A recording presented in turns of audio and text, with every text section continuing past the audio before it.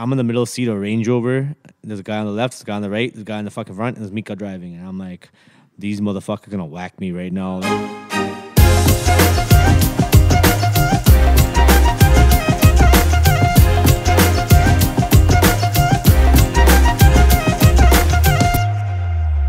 All right, and we're back almost a year later. We're back in beautiful British Columbia. Richmond, to be exact. We were supposed to be in Surrey, BC. We had to switch locations last minute. We upgraded. We upgraded. We're in Richmond, BC now. Look, I was trying to surprise people with my new house. But we're here with another legend in the making. Some would say the biggest Punjabi producer in North America. He's won a PTC award, which is pretty much equivalent to like a Grammy for Punjabi music. He's created countless tracks like Soot Soot, Moosewala's All About You, Trending Nakra, another Moosewala famous track. He's got countless tracks. We got Surrey's very own DJ Intense in the house with us. Everybody make some fucking noise for DJ Intense. Let's go. Intense, thank you for being here with us. It was DJ Intense and slowly transitioned to Intense now, right? I don't know. Sometimes. It depends on how I feel. It depends how intense you feel. Yeah, pretty much. Do I feel like DJing? If I'm gonna be DJing, I'm like, yeah, I'm DJ Intense. It's not like Puff Daddy. It's Puffy. Puffy. Yeah, changes with the times. Right? Diddy. I'm still looking for the Diddy name yet, right? Like, you know, there's Intense, and then I gotta find like the Diddy of the Intense name, right? Right now it's Puff Daddy. Intense is Puff Daddy, so we gotta find the Diddy. Intense. I gotta say, man, you are one of the most low key producers in terms of accomplishments versus media time. Like you make so many hits, you've done so much work, but still you're like super low key. Like if you're in a video, you're not really all up in the camera. You know, you're just like you're cool with being humble with your position. It's not even being in the position. I just think fame's kind of overrated sometimes, right? Like, so when I was growing up, like, I never really cared about being famous. Of course, everybody likes the fame and, like, you know, being in the spotlight and stuff like that, but I was like, I just want to kind of be famous amongst the famous as opposed to being famous. Yeah. You know what I mean? Hence the track you made.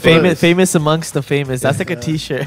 T-shirt. Yeah. We gotta start our own t-shirt lines. I'm sorry. I got to introduce my co-host as well. I got DJ KSR. He just flew in to BC a few hours ago. He just made it out from Toronto. I got DJ M. We've been spending the last couple days together. Yo, I think he up? hates me about now, right? Nah, Are we good? We're still good? Tomorrow I'm leaving, so I'm happy. All right. Wow. We got Paul Wall in the house, and we Paul also Wall. got shot by Dolo behind the camera. He came out to BC with us as well to help us out. We appreciate that. I was hoping Dolo would have a crazy hairstyle today, though. He didn't do the Gutti Gang Yeah, today. no eh? Gutti Gang. Don't worry, well, a couple Gutti more Gang, drinks, Gutti it'll come out. It'll come out. Intense, you got a pretty generic come up in the sense that you're like a typical Punjabi kid coming up in Surrey, just like us coming up in Brampton or Mississauga, born and raised out here, influenced by the music around you, your peers, your cousins, you know, like that whole, like everybody's got that. Pretty much, yeah. You know, you started playing Dole at the age of 11, you started DJing at the age of 13, transitioned into remixes. He knows more about me than I know about myself. He knows everything. I had to do some research on you, man. And like you know that. what? I gotta say, I was blown away by the research myself. Like, I thought I knew your music because I've been listening to it for a long time. Yep. I really had no idea what you've accomplished, and man, we got to give it up to you for that. You've done some amazing things. Thank you, man. I appreciate that a lot. Like I said, I mean, you eventually branched off into music production, which I think the majority of people know you for now. But what's not so typical about your come up is exactly what I just said, what you've accomplished. I mean, you've exceeded what any other Canadian producer, Punjabi producer, has been able to do till this date. By like, I mean, to go from Surrey to across North America in itself is a pretty big accomplishment for anybody, right? But for you to go from here and go all the way over to India and not only break through in the Punjabi industry, but hit Bollywood as hard as you did, that is not very common at all. And I think a lot of people don't know about that come up, the story behind that.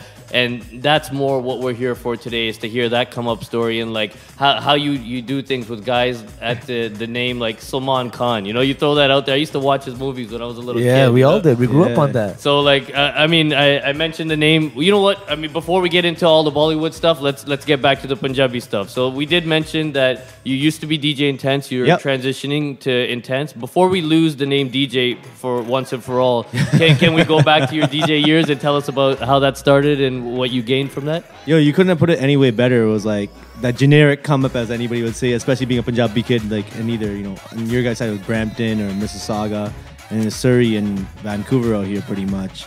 I grew up around Punjabi music. We're in a predominantly big Punjabi society out here, right? So I grew up around Punjabi music, but at the same time, I grew up, like my parents are like raised out here. They went to school and stuff like that. So like I'm listening to like rock music, and then like I had hip hop influences from a different side, and like house music from different sides. So like from different sides of my family, I got all these different types of influences. But Punjabi was like where the foundation was in Surrey. Your parents went to school here? Yeah. So you're like mom, second generation, like kind of like you could say that my mom was like probably like 2 or 3 when she came to Canada. My dad was like 6 years old when he came to Canada. So like they went to elementary and high school out here, right? That's crazy. So like they grew up in like the 80s, 70s and 80s where they're listening to like the stuff that, Gore be listening to. Yeah. That's crazy, man. Yeah, like I always thought that Vancouver and Toronto were very similar in terms of immigration, but like I mean with Jazzy B, I had no idea he came at 5 years old. Your parents came at 2 years old. Like my parents came later when they were like 18, 19, 20. Yeah. My family did come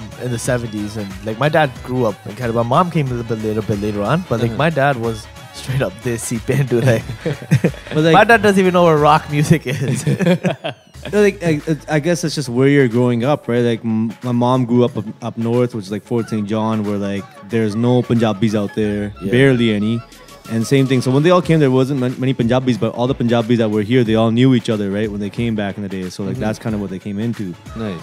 But like I said, my dad's friends with like Punjabis and Gore and all these different races and stuff like that. So when it came to the music side of things, this is what they grew up to. So I grew up to a lot of that as well. And so, but like I said, I was raised in Surrey. I wasn't born in Surrey, but I was raised in Surrey, and the music that I listened to was Punjabi. So from there, starting my whole DJ career, it was like I had my 2 cousins. My one cousin played Tol, and my other cousin was a DJ. And I was like, they're my older cousins. I'm like, I want to do exactly what you guys do. So I picked up a Tol and started learning Tol. And then as a DJ, I like got my little crappy ass fucking Macintosh computer at home that I had, and I used to like download the free DJ programs and remix songs. So I'd take like an instrumental hip hop song and take a Punjabi song and remix it. And so when I got to like grade 7, grade 8, I would like go on MSN and send to my friends and like see what people would say. Those kids that don't know about MSN Messenger, I still have that alert in my head. You know when it comes up. You'll never ever forget. Yo, we come from that era, right? So like you respect MSN. You guys all got WhatsApp and all these social media and everything. MSN was the shit. I think I learned my social skills off of MSN. I had to like really type real quick and get my message across, kind of thing. Yeah. MSN was the gangster shit ever created. Yeah, absolutely. But you could do the lock. If your parents are coming, you hit another button and the screen would close. The little was like alt and something. Alt and tab. That's what it was. What was your screen name? Do you remember? Well, were you intense back then? Yeah, so okay. It's okay. I'll tell you. Before I was intense, not too many people know this. So I tried to go with like DJ Tricks, and I was just like, then I thought, I'm like, this is kind of fucking. It's not even politically correct to say gay anymore. So, so how did you come out with intense? And then intense. Oh, just one of my buddies. I used to play field hockey, so I had this one buddy, and he just used to say, "Yo, that's intense, bro. This is intense, bro. That's intense." And I'm like, DJ Intense. I'm like. Oh shit! Okay, it worked. I like that. Yeah, and it worked, so I stuck to it. And yeah, so getting back to the music stuff, like so, I would do remixes and. Sorry, I gotta interrupt you because you got that name Intense, but there's also a world famous European DJ named Intense. Did that ever conflict with your work or your? It's funny. It does now because like that guy's still trying to flaunt the Intense name, but and you're bigger than him now. Yep. Yeah. Sorry, bro. There's actually another guy I looked on YouTube one day. And there's another guy in like New Brunswick named DJ Intense, and he's like a brown guy. No way. And I'm like, wait, hold on. New Brunswick has Desis? What the fuck? Yo, he's probably not like Punjabi. He looked like he's like maybe Fijian or maybe West Indian or something, right? I don't know, but. Yeah, he's a brown guy. He actually was pretty good. He's scratching and shit. I saw his video. I'm like, I'm surprised there's only 3. Intense be killing it. Intense is such a common word. I'm surprised there's only 3. Yeah, there probably is more, but like nobody that's really like done it on that same scale, right? Makes sense. So, for what I'm doing right now, like back to the music. Sorry, the music part of things right here. Like, I was DJing. I would make remixes, and then I started doing parties. Right, so when I got to about grade 8, grade 9, I started DJing like little I do reception parties and mania parties and stuff like that at a few banquet halls. How old were you? Like 13, 14? 12, 13, 14, around that time. How are you getting to these gigs? Like your parents dropping you off? Are you like busting it there? What's going on? The struggle was real, bro. Hold on a second. I got a fun fact. I don't know. Well, this is probably a little bit later, but you used to have like a hoopty, like a 1980 Buick they used to drive around? This guy creepy as fuck, bro. This guy knows him. No. I had a 1989 Cutlass Sierra. Oh, okay. Cutlass Sierra was a dope car. My dad used to have one of those. Yo, that thing was sexy, bro. Yeah. Honestly, if I could still have that car, I'd still have that car right now because that car was the shit, bro. Is that the one with the long body and the spiked, like the rims with the whole bunch? Yeah. That's the one. That's the one. Exactly. The leather seats with the beading on the sides. Mine were leather. Mine was cloth, but that shit felt like a bed. Yeah. Like they don't make cars like that no more, man. No, absolutely. The smooth ride and all that. Yeah. Oh no, dope. that shit broke down. That shit broke down every day, bro. That shit. But you know, we lucked out on that. My dad found that car. It was like probably in 2000 and I don't know 8 or 7, whenever 9. I don't know when the hell he found it. But it only had 89,000 kilometers on it, and it was like already like 30 years, like over 20 years old already. Like 25 years old. When he got it for you. Yeah, I'm like, okay, this thing should run smooth. No, that shit broke down. You know what, everywhere. man? I look at the younger generation these days, and they're so lucky. You know, their parents have got the Beamers and Benzes, so those are the hand-me-downs, are the nice cars. Man. For us, it was like, if you give me anything that runs with 4 wheels, I was taking it, and I was excited. I put the speakers in it, the system, like, you know, but it's just not the same these days, and they're really lucky, which is good for them. Kids these days, man, they don't respect nothing, bro. It's not the same, right? It's a little bit. I'm not saying all of them, right? Yeah. They grew up in a different society. Mm-hmm. We grew up in a different society. Our parents grew up in a different society, right? Our parents had, you know, some of them came here with nothing, not knowing anything about anything. Most of them right? came here with nothing, yeah. So absolutely. when they have kids out here, some of these kids don't know anything either. Yeah. You know, it is what it is. Then they figure it out. Yeah. No, that's the value of money is crazy, bro. Absolutely. Yeah, I mean, there's so many kids like my age that have like these crazy cars. I'm like, holy shit! Like, how the fuck are you guys? I'm telling you, man. I run my company back home. My guys drive nicer cars than I do. I'm like, I don't know what's going on here. I swear I pay these guys. You know, like. I got the new Mercedes Honda Civic. You see that shit outside, bro? Yeah. No, like, you know, like, I'm practical when it comes to that stuff. I'm like, I'm not looking to go. Yeah, let's get to point A. Especially point A to point B. Yeah. Gas is too expensive. We got bills to pay, and I'd rather spend money on musical equipment than spend it on a freaking Gaddi. Or get a house like this. Or get a house, right? yeah. But I'm not gonna spend on more musical equipment at the end of the day. Absolutely.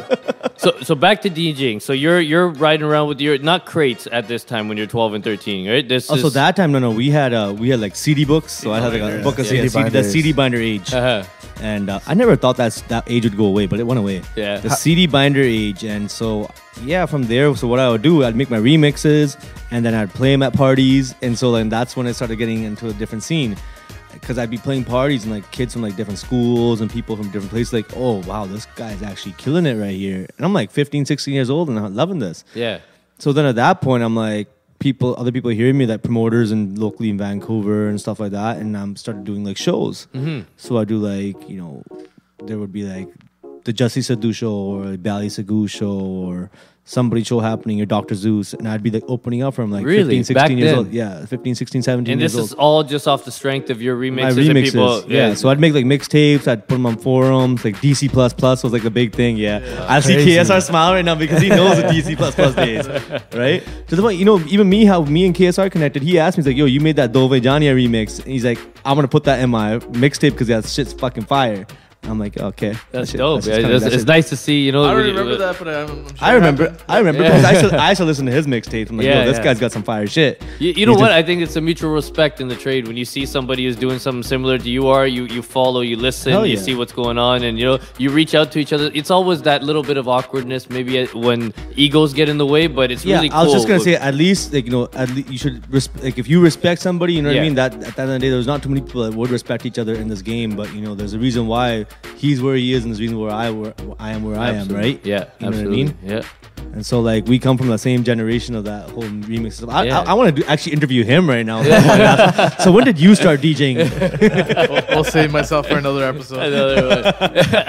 Speaking of DJing and companies, we work a lot with Decibel out here. You worked with them as well? How was that experience? So Decibel, like, they're my homeboys and stuff like that. A lot of my buddies are on there, and you know, with Decibel, like, yeah, I work alongside them. I don't DJ too much anymore. Like before Decibel came about, but I was DJing for years, and like they changed the game out here when it came to like setups and like The whole production. the production value. They made DJing cool. They made it the most important thing of a wedding, right? Really? As opposed to like kind of what like the UK's done with their DJs, right? exactly. They're the center stage. They have created that idea that look, the DJ is the main person. You know what I mean? At your party, that you can't. Well, DJ M can say that because your party yesterday we were at, they moved you actually, Yeah, right? it was different compared to Toronto, man. How did that work out? Explain what happened there so people know what.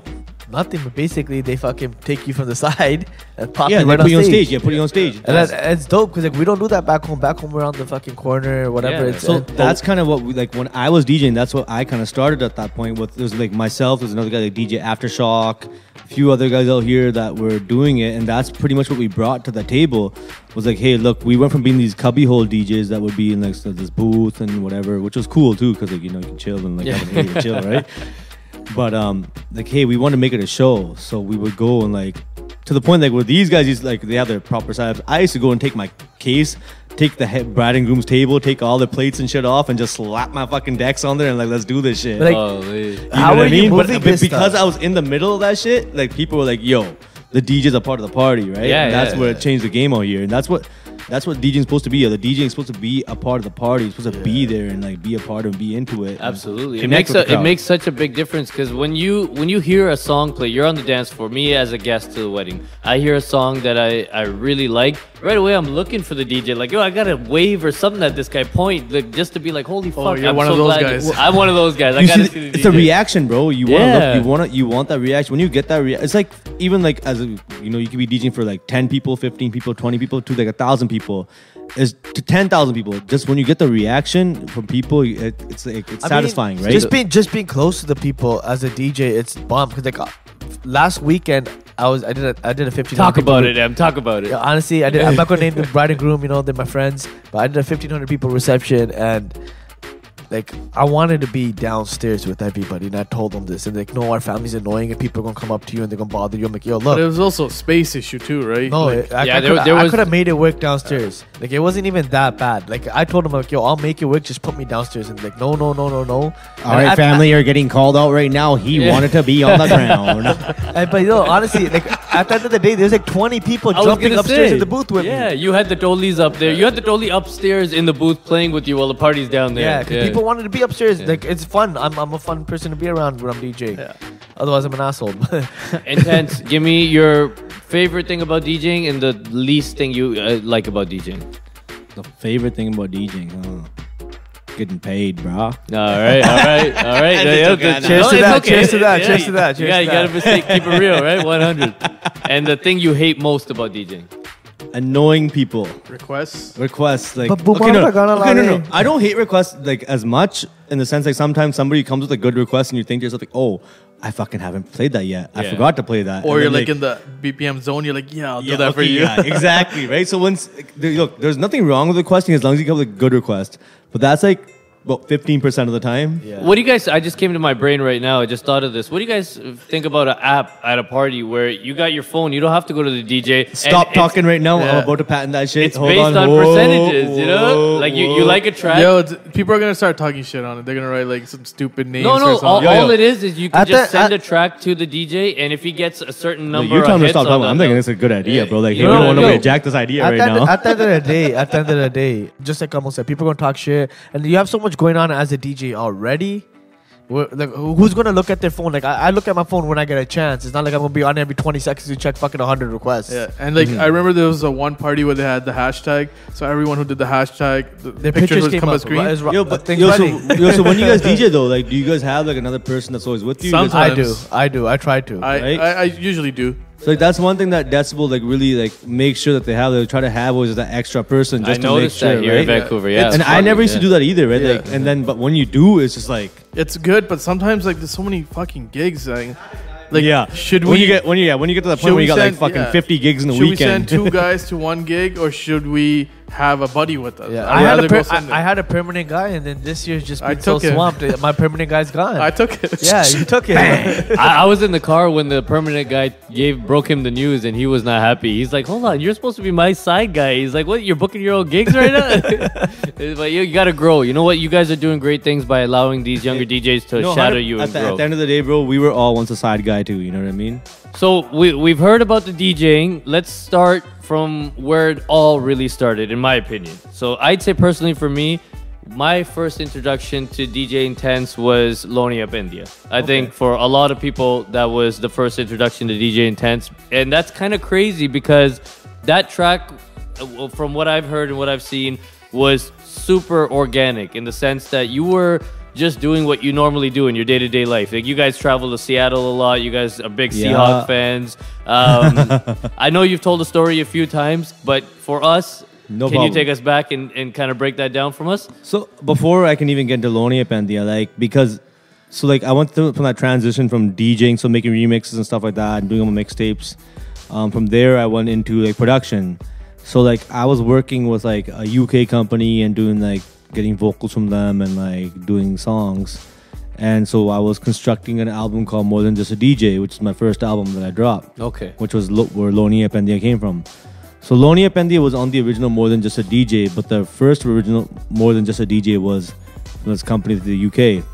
And that I had a falling out in that situation. So that pretty much from like 2008 to like 2009 to like 2012 when I dropped it, nobody really knew what I was doing anymore. And so like I disappeared for 3 years and I dropped my first album, which was my first production album. It was More Than Just a DJ. And Loniye Punjab Diye came from just like a cruise one day. We're coming from a Seahawks game.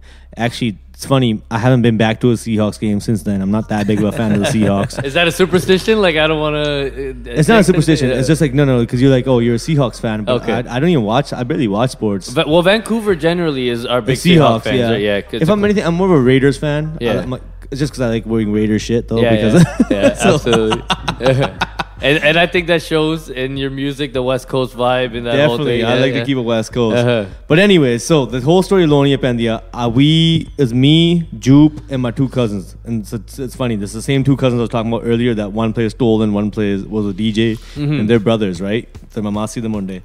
And give them a shout out. What's their names? Amatos and Arvin. I love these guys. They're my brothers. Pretty much, they're my brothers that like we grew up together and we did everything together. Like they're my cousins, but I don't call them my cousins. They're my brothers. They're your brothers. Yeah, absolutely. So, anyways, like we were all there, and it's funny. Arvin actually wrote the main hook on the main line.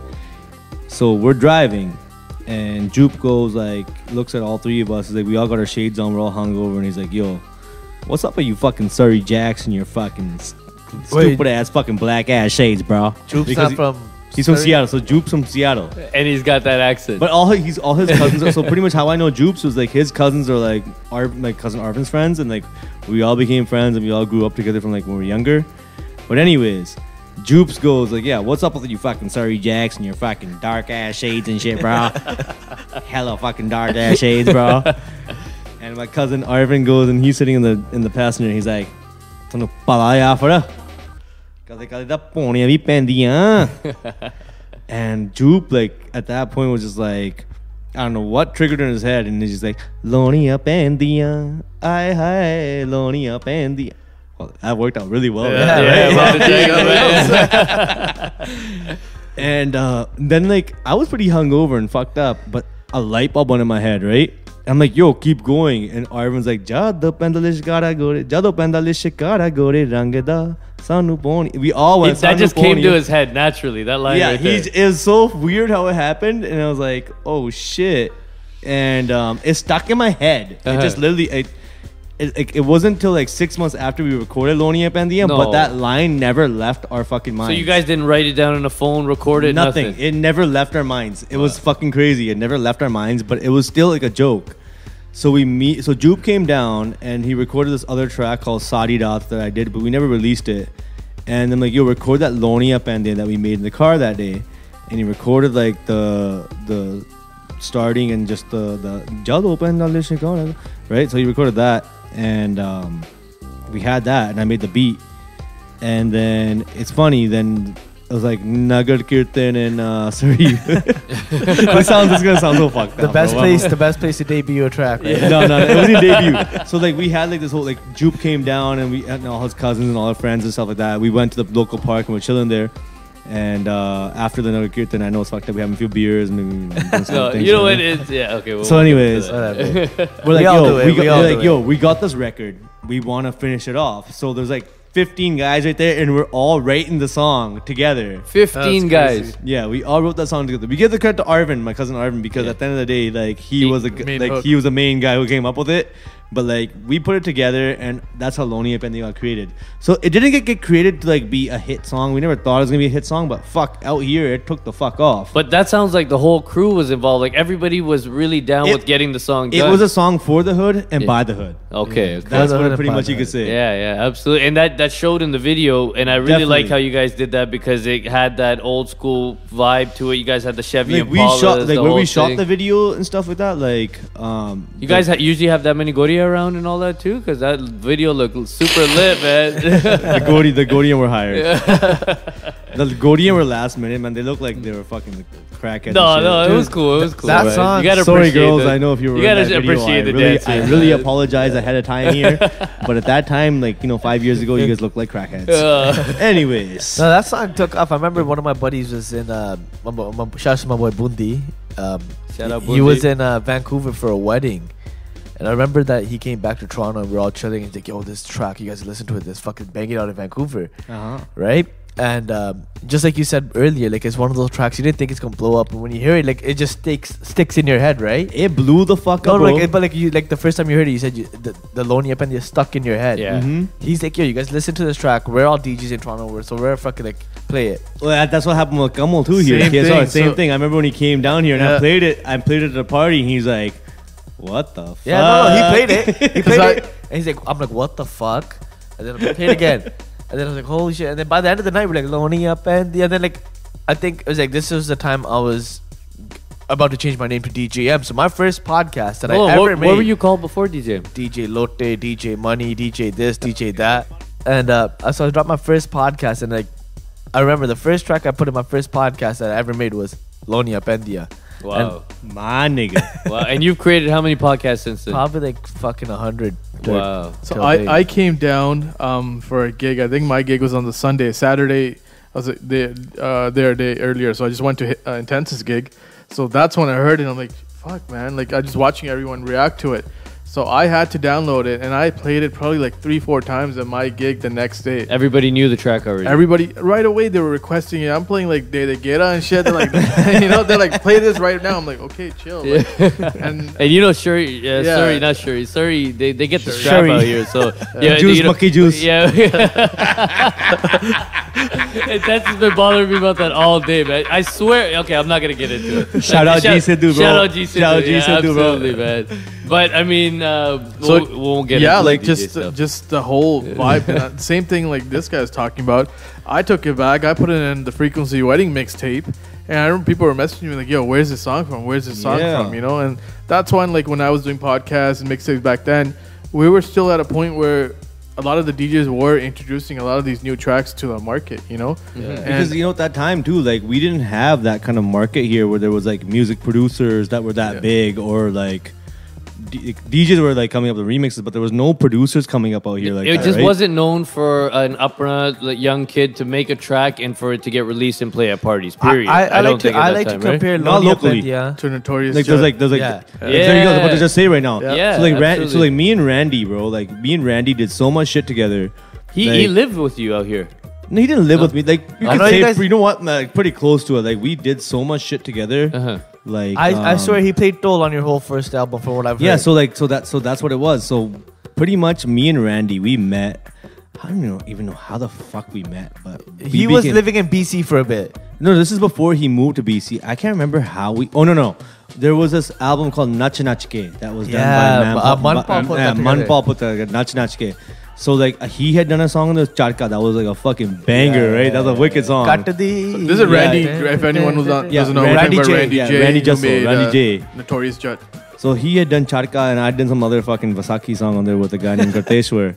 And it was a Vasaki album. I don't know why. Like everybody else did non-Vasaki songs and I got stuck with doing a Vasaki song. So, but anyways. It's called Nach Nach Ke. What? Nach Nach Ke albums I think it was just released at Vasaki. It was just, you know what? It was a movement that these guys are trying to make. Like, look, we got Canadian talent. Let's try to put them out there, right? Which is cool, right? And that was so dope.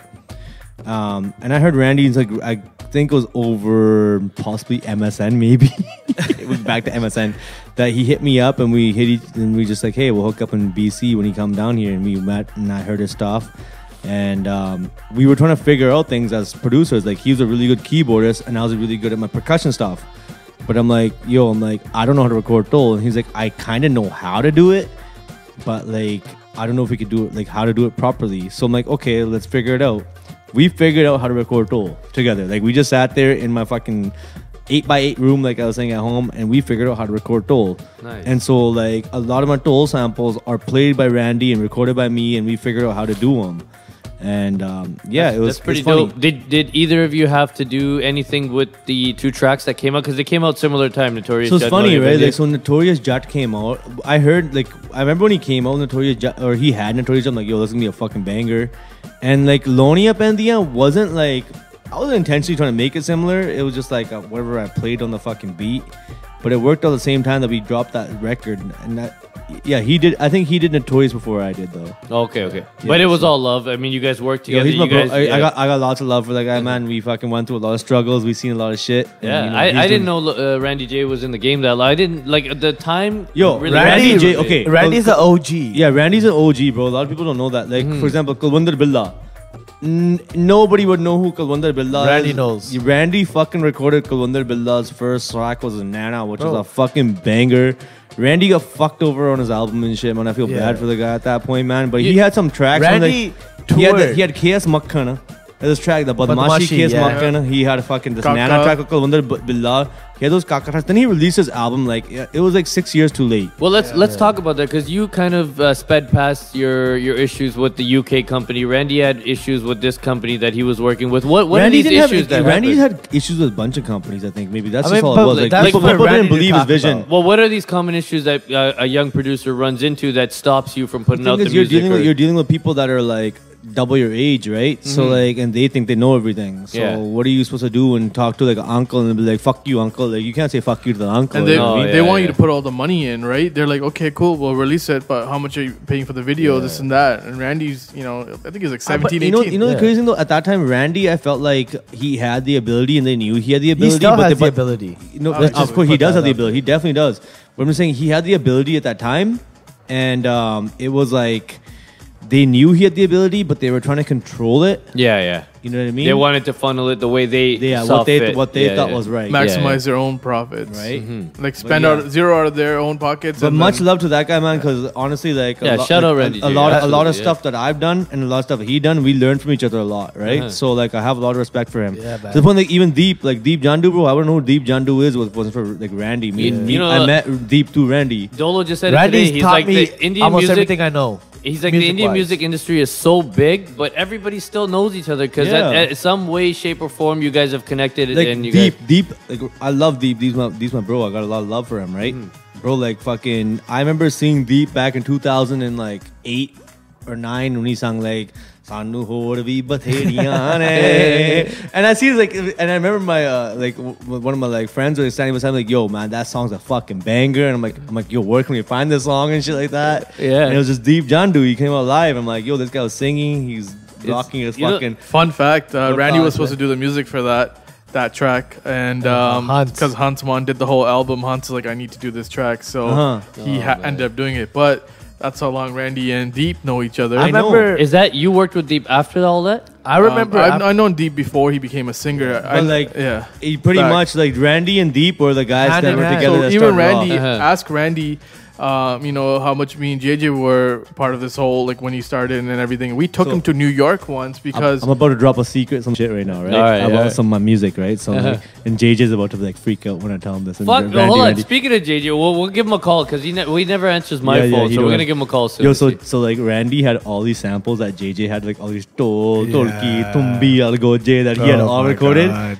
Randy hooked me up with all that shit, bro. And that was all my first. That was my second album, my third album, like whatever I was doing was all those samples. I was just like cut and paste and like tweak them and shit, but it was all JJ samples. And he I remember when I haven't even told him that. I just put it on the podcast. So JJ, when you see this podcast, man, thanks, bro. Yo, let's see if JJ even listens to our own podcast. I remember when this happened. Yeah. That's it, right? We're not gonna tell him that I did this. I haven't even told him this, but like, now we'll see if he actually watches it. Absolutely. I remember this whole time when Randy and JJ weren't talking to each other because Randy used like the slightest sarangi piece in one of his songs, and JJ's like, "Yo, it's my fucking piece." I was like, "JJ, what piece is it?" And I had the pieces too, right? And like, So you play on the same. You so play I'm the same listening to collection. it, and then one day I heard it, I was like, "Oh, that's what he's talking about." And it was like a sarangi going. I was like, "That's what you're mad about, bro." But thing is, like, Yo, he should I tell you recorded it something for funny? his own song, though, right? yeah, like, yeah. I have Randy all of it, but Mushy and all, I have all the vocals, so I wouldn't go put it out. Yeah, no, You know Diamond Coca. So the Diamond Coca, right? There's that mandolin piece. Yeah. It's the exact same mandolin piece in the fucking song that The Firm. the firm. What was that fucking song? One day they called? show vakre. No. Lakde. Lakde. Yeah, that one. That's the song. That's Diamond Coca. That's where I fucking took it from. I put it in there. That's the sarangi piece I'm talking about. So Randy had the sarangi piece from that song in another song.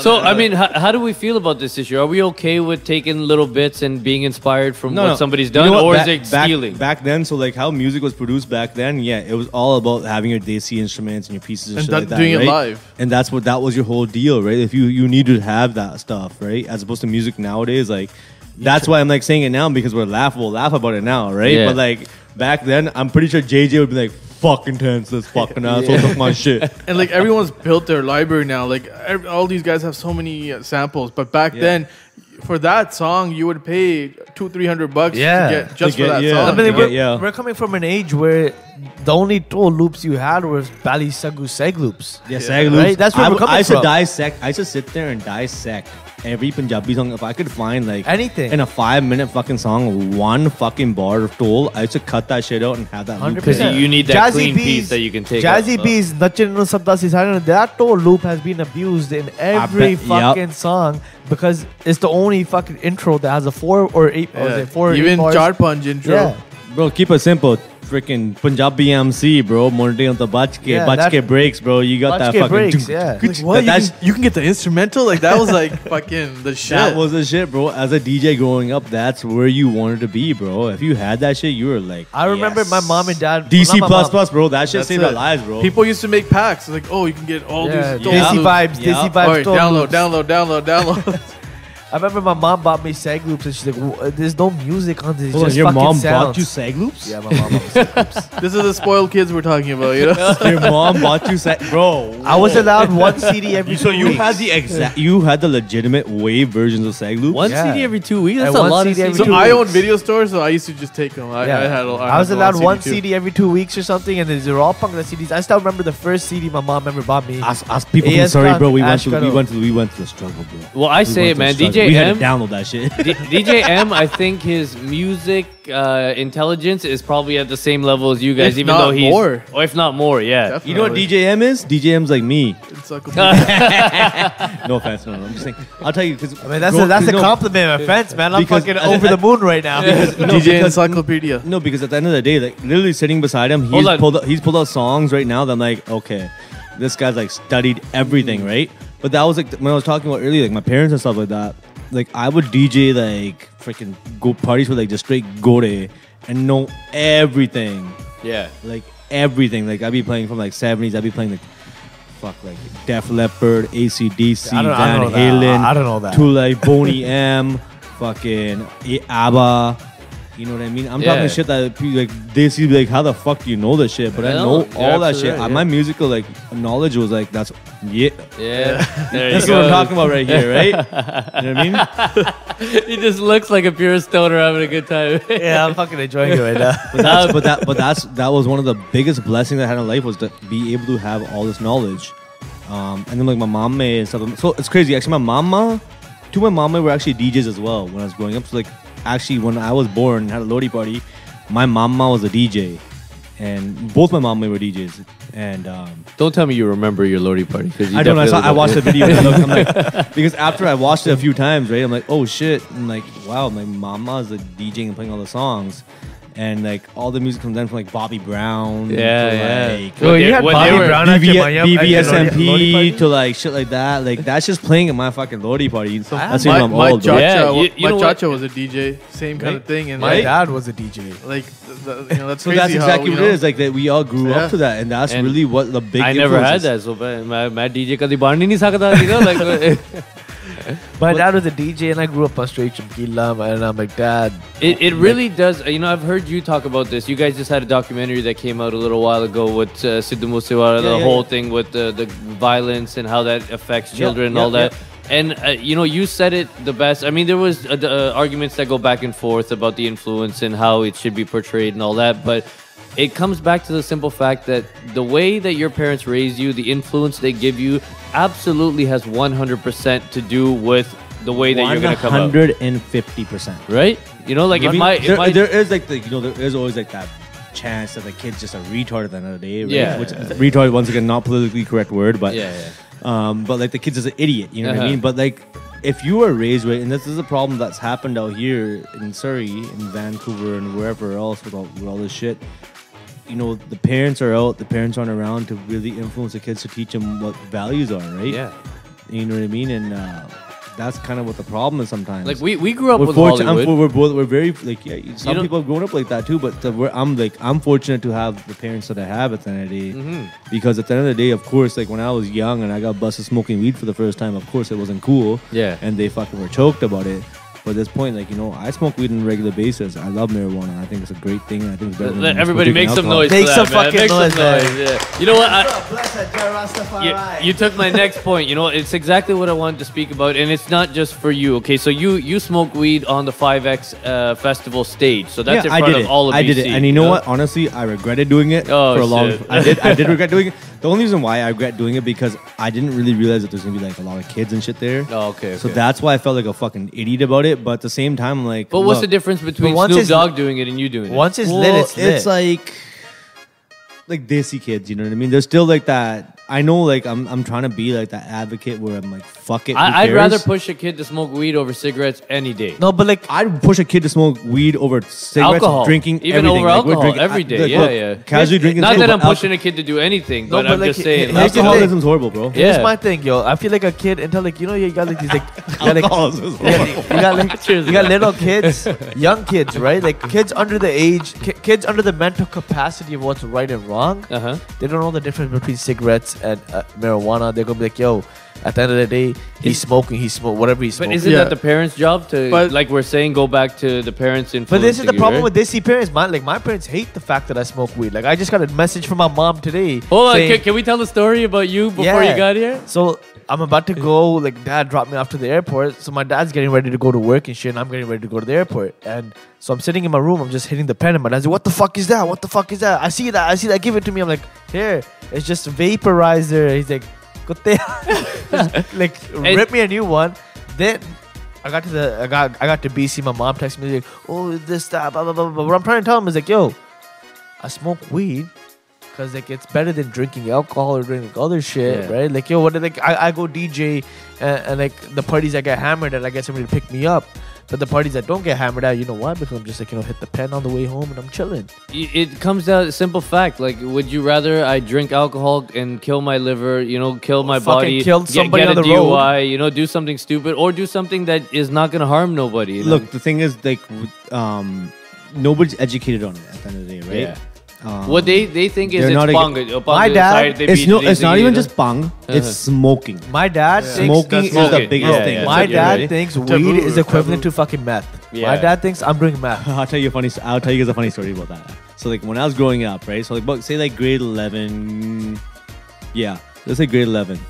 My dad was like reading a thing in like the newspaper about like crystal meth like growing up, like being like the biggest drug and stuff like that. And so like I was growing up and I was getting skinny. I smoked a lot of weed. You know what I mean? I've been smoking weed since I was like fucking too young, man. And That's been like 10 years for me, man. That's crazy. I've been smoking weed since I was like literally when I started making music, or DJing. So they can say 13, 14 years old. Sorry, mom and dad, if you guys see this, I really apologize. And I don't know. It is what it is. You were not bad parents. I was just a bad That's kid. another thing. My dad's like, where did I go wrong with you? I'm like, you didn't go wrong. I'm fucking doing great compared to other people. Yeah, so my dad looked at this article and he's like, I'm gonna go take you for a blood test. And he takes me for a blood test, right? This is so funny. I swear I got threatened with one of those too back in the day. So I went for the blood test. And I'll tell you something, I do not like needles. I fucking like cannot look at blood coming out of my arm, right? So I got the blood test and they put the needle in my arm and I'm looking at it and I'm like, there's blood coming out of my veins. Oh my God, there's blood coming out of my veins. And I started fucking like getting woozy and I started fucking throwing up. I grabbed the garbage can, started throwing up. The lady started giving me fucking orange juice and my dad comes like, I knew you were on hard drugs. And I'm just like, fuck. I'm like, no, Dad, what are you talking about, right? The fucking results came back like 2 weeks later and it's like minimal use of marijuana. Oh my God. Be like, you put me through all that trauma. Be like, I got more fucked up off of that blood test than I did off of the joint I smoked. Literally, man. That's what man. It is what it is. Desi parents open up to the marijuana because October 17th, baby, is coming. It's legal. right around the corner. I'll tell you something, man. It's For all coming. Desi parents, I'll tell you, there's with weed at the end of the day. Look, smoking it is not a good thing. At the end, smoking it isn't like the best thing for you. There's vaporizing. You know what I mean? And it's not so much taking THC, it's taking CBD. CBD oil is a fantastic fucking thing for anybody with any health issues. Amazing. You know what I mean? From anxiety to seizures. Like, you know, I have a little cousin that, you know, he's had seizure issues and stuff like that. And we've gone with CBD and like it's improved it.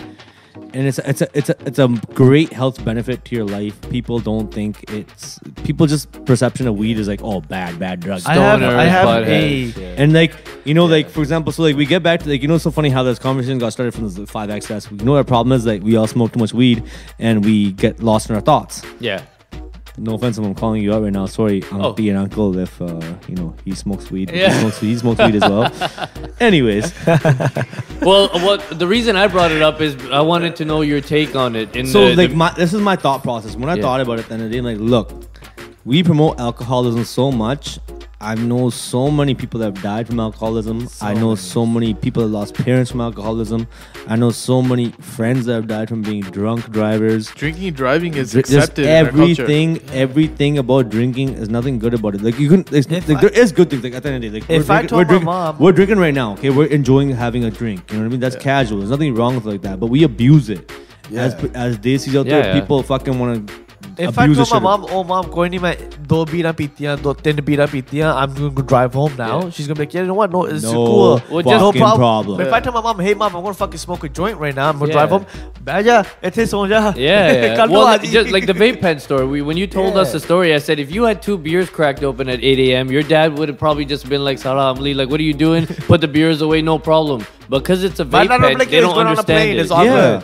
It was even like, it's funny actually, even the other day, I went to the P&E here and it was like my little junior homie, he's like 19 years old and he has like one of those other vapos, like the vaporizers, like the fucking non-weed ones. And like he just casually hits it and he's like, oh, my mom took it away. And I'm like, thinking to myself, why?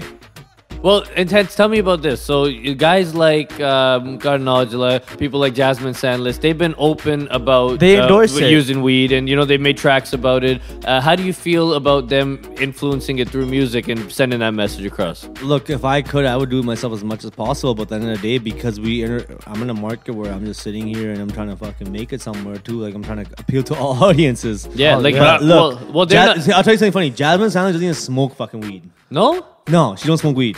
Well, you said in an interview that like you guys... we have, but like she's not like... She's not into it. She's not a part of it. She's not into it. Yeah. I'm high, guys. Okay. Like she's one of those. Yeah. Casual smoker. She probably used to smoke like back in the day, maybe. But no, And you know what? Whether she does or whether she doesn't, that's not that. It's we don't irrelevant. care. I mean, but she understands the benefits of that compared to even fucking Karnataka. I've never really seen him burn or nothing, but they've made the track, and I think that's off of the influence Karn around smokes, you. bro. Karn's a little homie, man. He fucking smokes, bro. We chill and super whatever. cool guy. Shout out to Karnataka. Great Absolutely. lyricist. Yeah, absolutely. Karn's One of the best in the game, I'd say right now. Man, I remember hearing about him fucking when I was. But he did that Jesse Gill record, Range, and I'm like, who's this kid? And I remember somebody else saying, like, oh, he's from Burnaby. I'm like, what? I'm like, you mean this guy just did a Jesse Gill song and he's from here? Wow. Let's get back. I want to get back on track. So Loniye Punjab Diye is bumping all over BC. Now it's spread across to us over in the East Coast. We're playing it. Everybody's on the track. The pressure must have built on you. Like, what's next? What's the direction? No pressure, no pressure. Because you're working on your album. So still. like, look. So my goal in life was, because I grew up in that era of like the UK Bhangra music, right? So I'm like, look, I'm gonna go from Canada. I'm gonna go to the UK, and then maybe I'll go to Punjab, and like Bollywood really wasn't in my like. So sights, you had the plan to go to Punjab. Like Punjab wasn't even in like my like 5-year plan. That was like a 10-year plan. Like, I'll eventually make a Punjab, right? Yeah. I went straight from fucking Surrey and I went straight to Bombay. So okay, I need to know about this because I've read about this. I've seen some of this. So I'll tell you what happened. Tell me how that works. Yeah, So I'll tell you what happened. I want details. Like who do you call? Like if I want to pick up and go to Punjab tomorrow, who's inviting me out there? Where am I staying? Like what the fuck am I doing out there? From what I know is that I know sorry to cut you off, Daddy, but I want to know as well, right? I know you guys were working IMM, Mika Singh. So there's a whole movement coming out of the West Coast at that time, and you guys were all I remember I used to follow you guys. I grew up watching you guys shit, right? I remember Intense was in India, and then Intense was here, there, and next thing you know, he's and then, like we were saying, we want that story. Like, so tell us, break it down. Right now, you possibly played the best background music for this whole moment right now. There it is. Like, this is like right now. Like this is like gonna set the mood right now.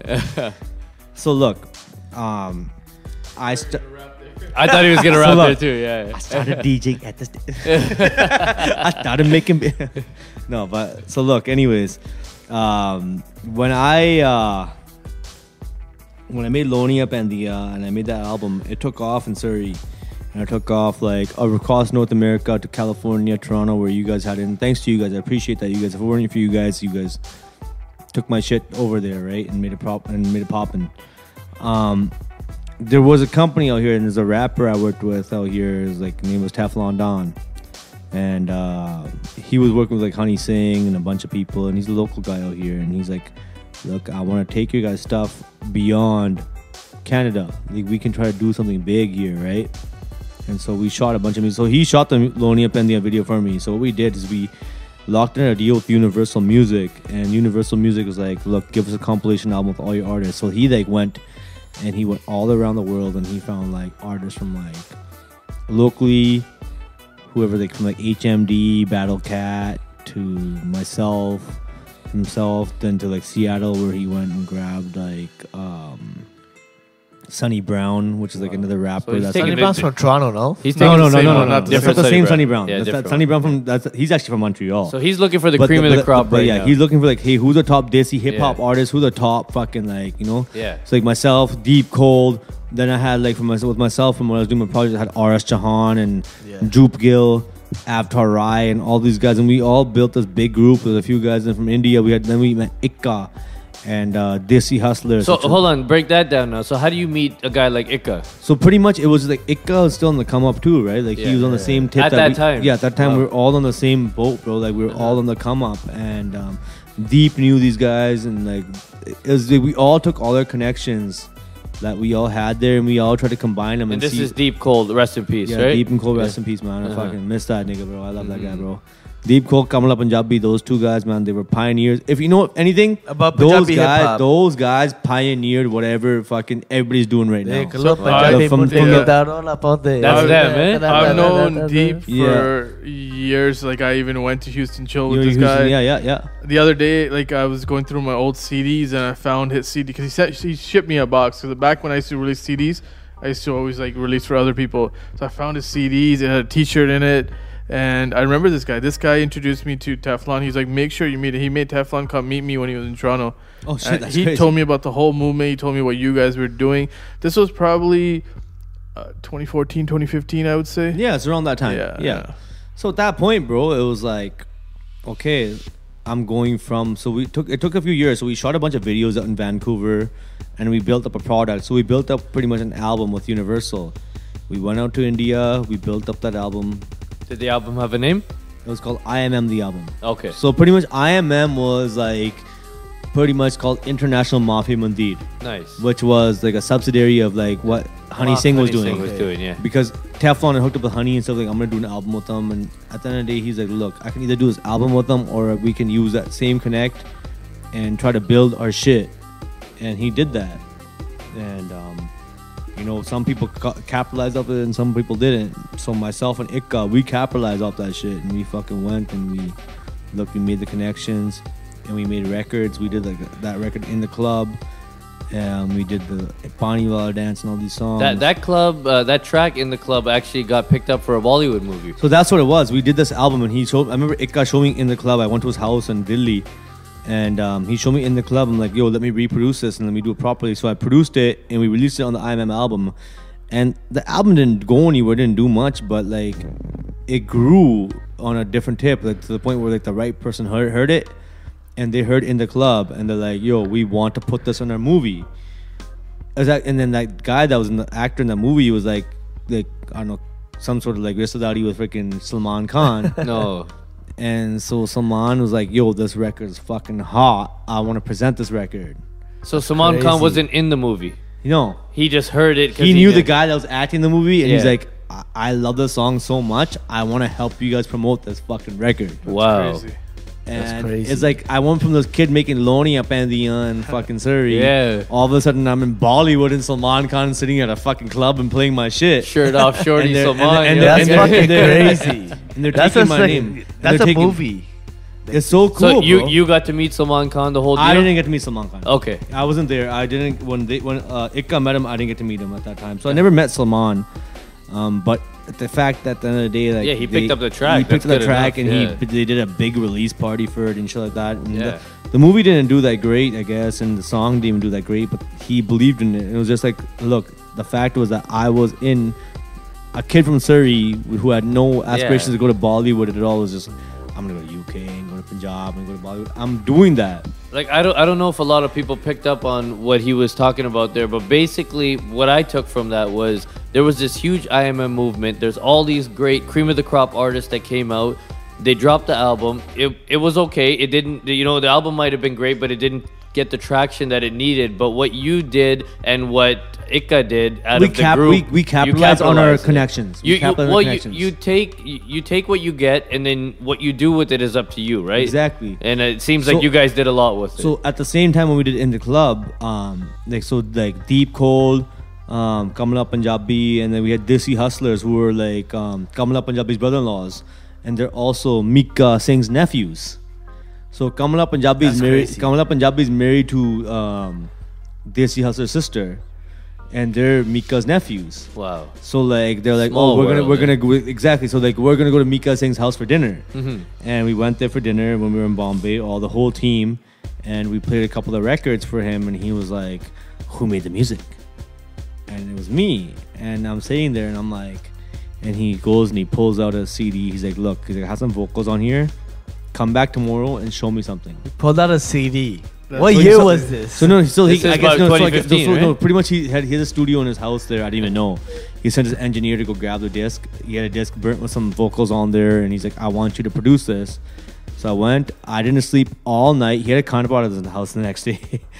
After partying, you and religious events have something to do with each other, right? Like the Nagar Kirtan. Nagar Kirtan. Fucking, you know, it's a Maharaj Kirpa, right? Yeah, wow. straight up, man. You should be at the Gurdwara every day. God is everywhere. God sees us. I'm an atheist, so I can say this and not get in trouble for it, right? I'm an atheist.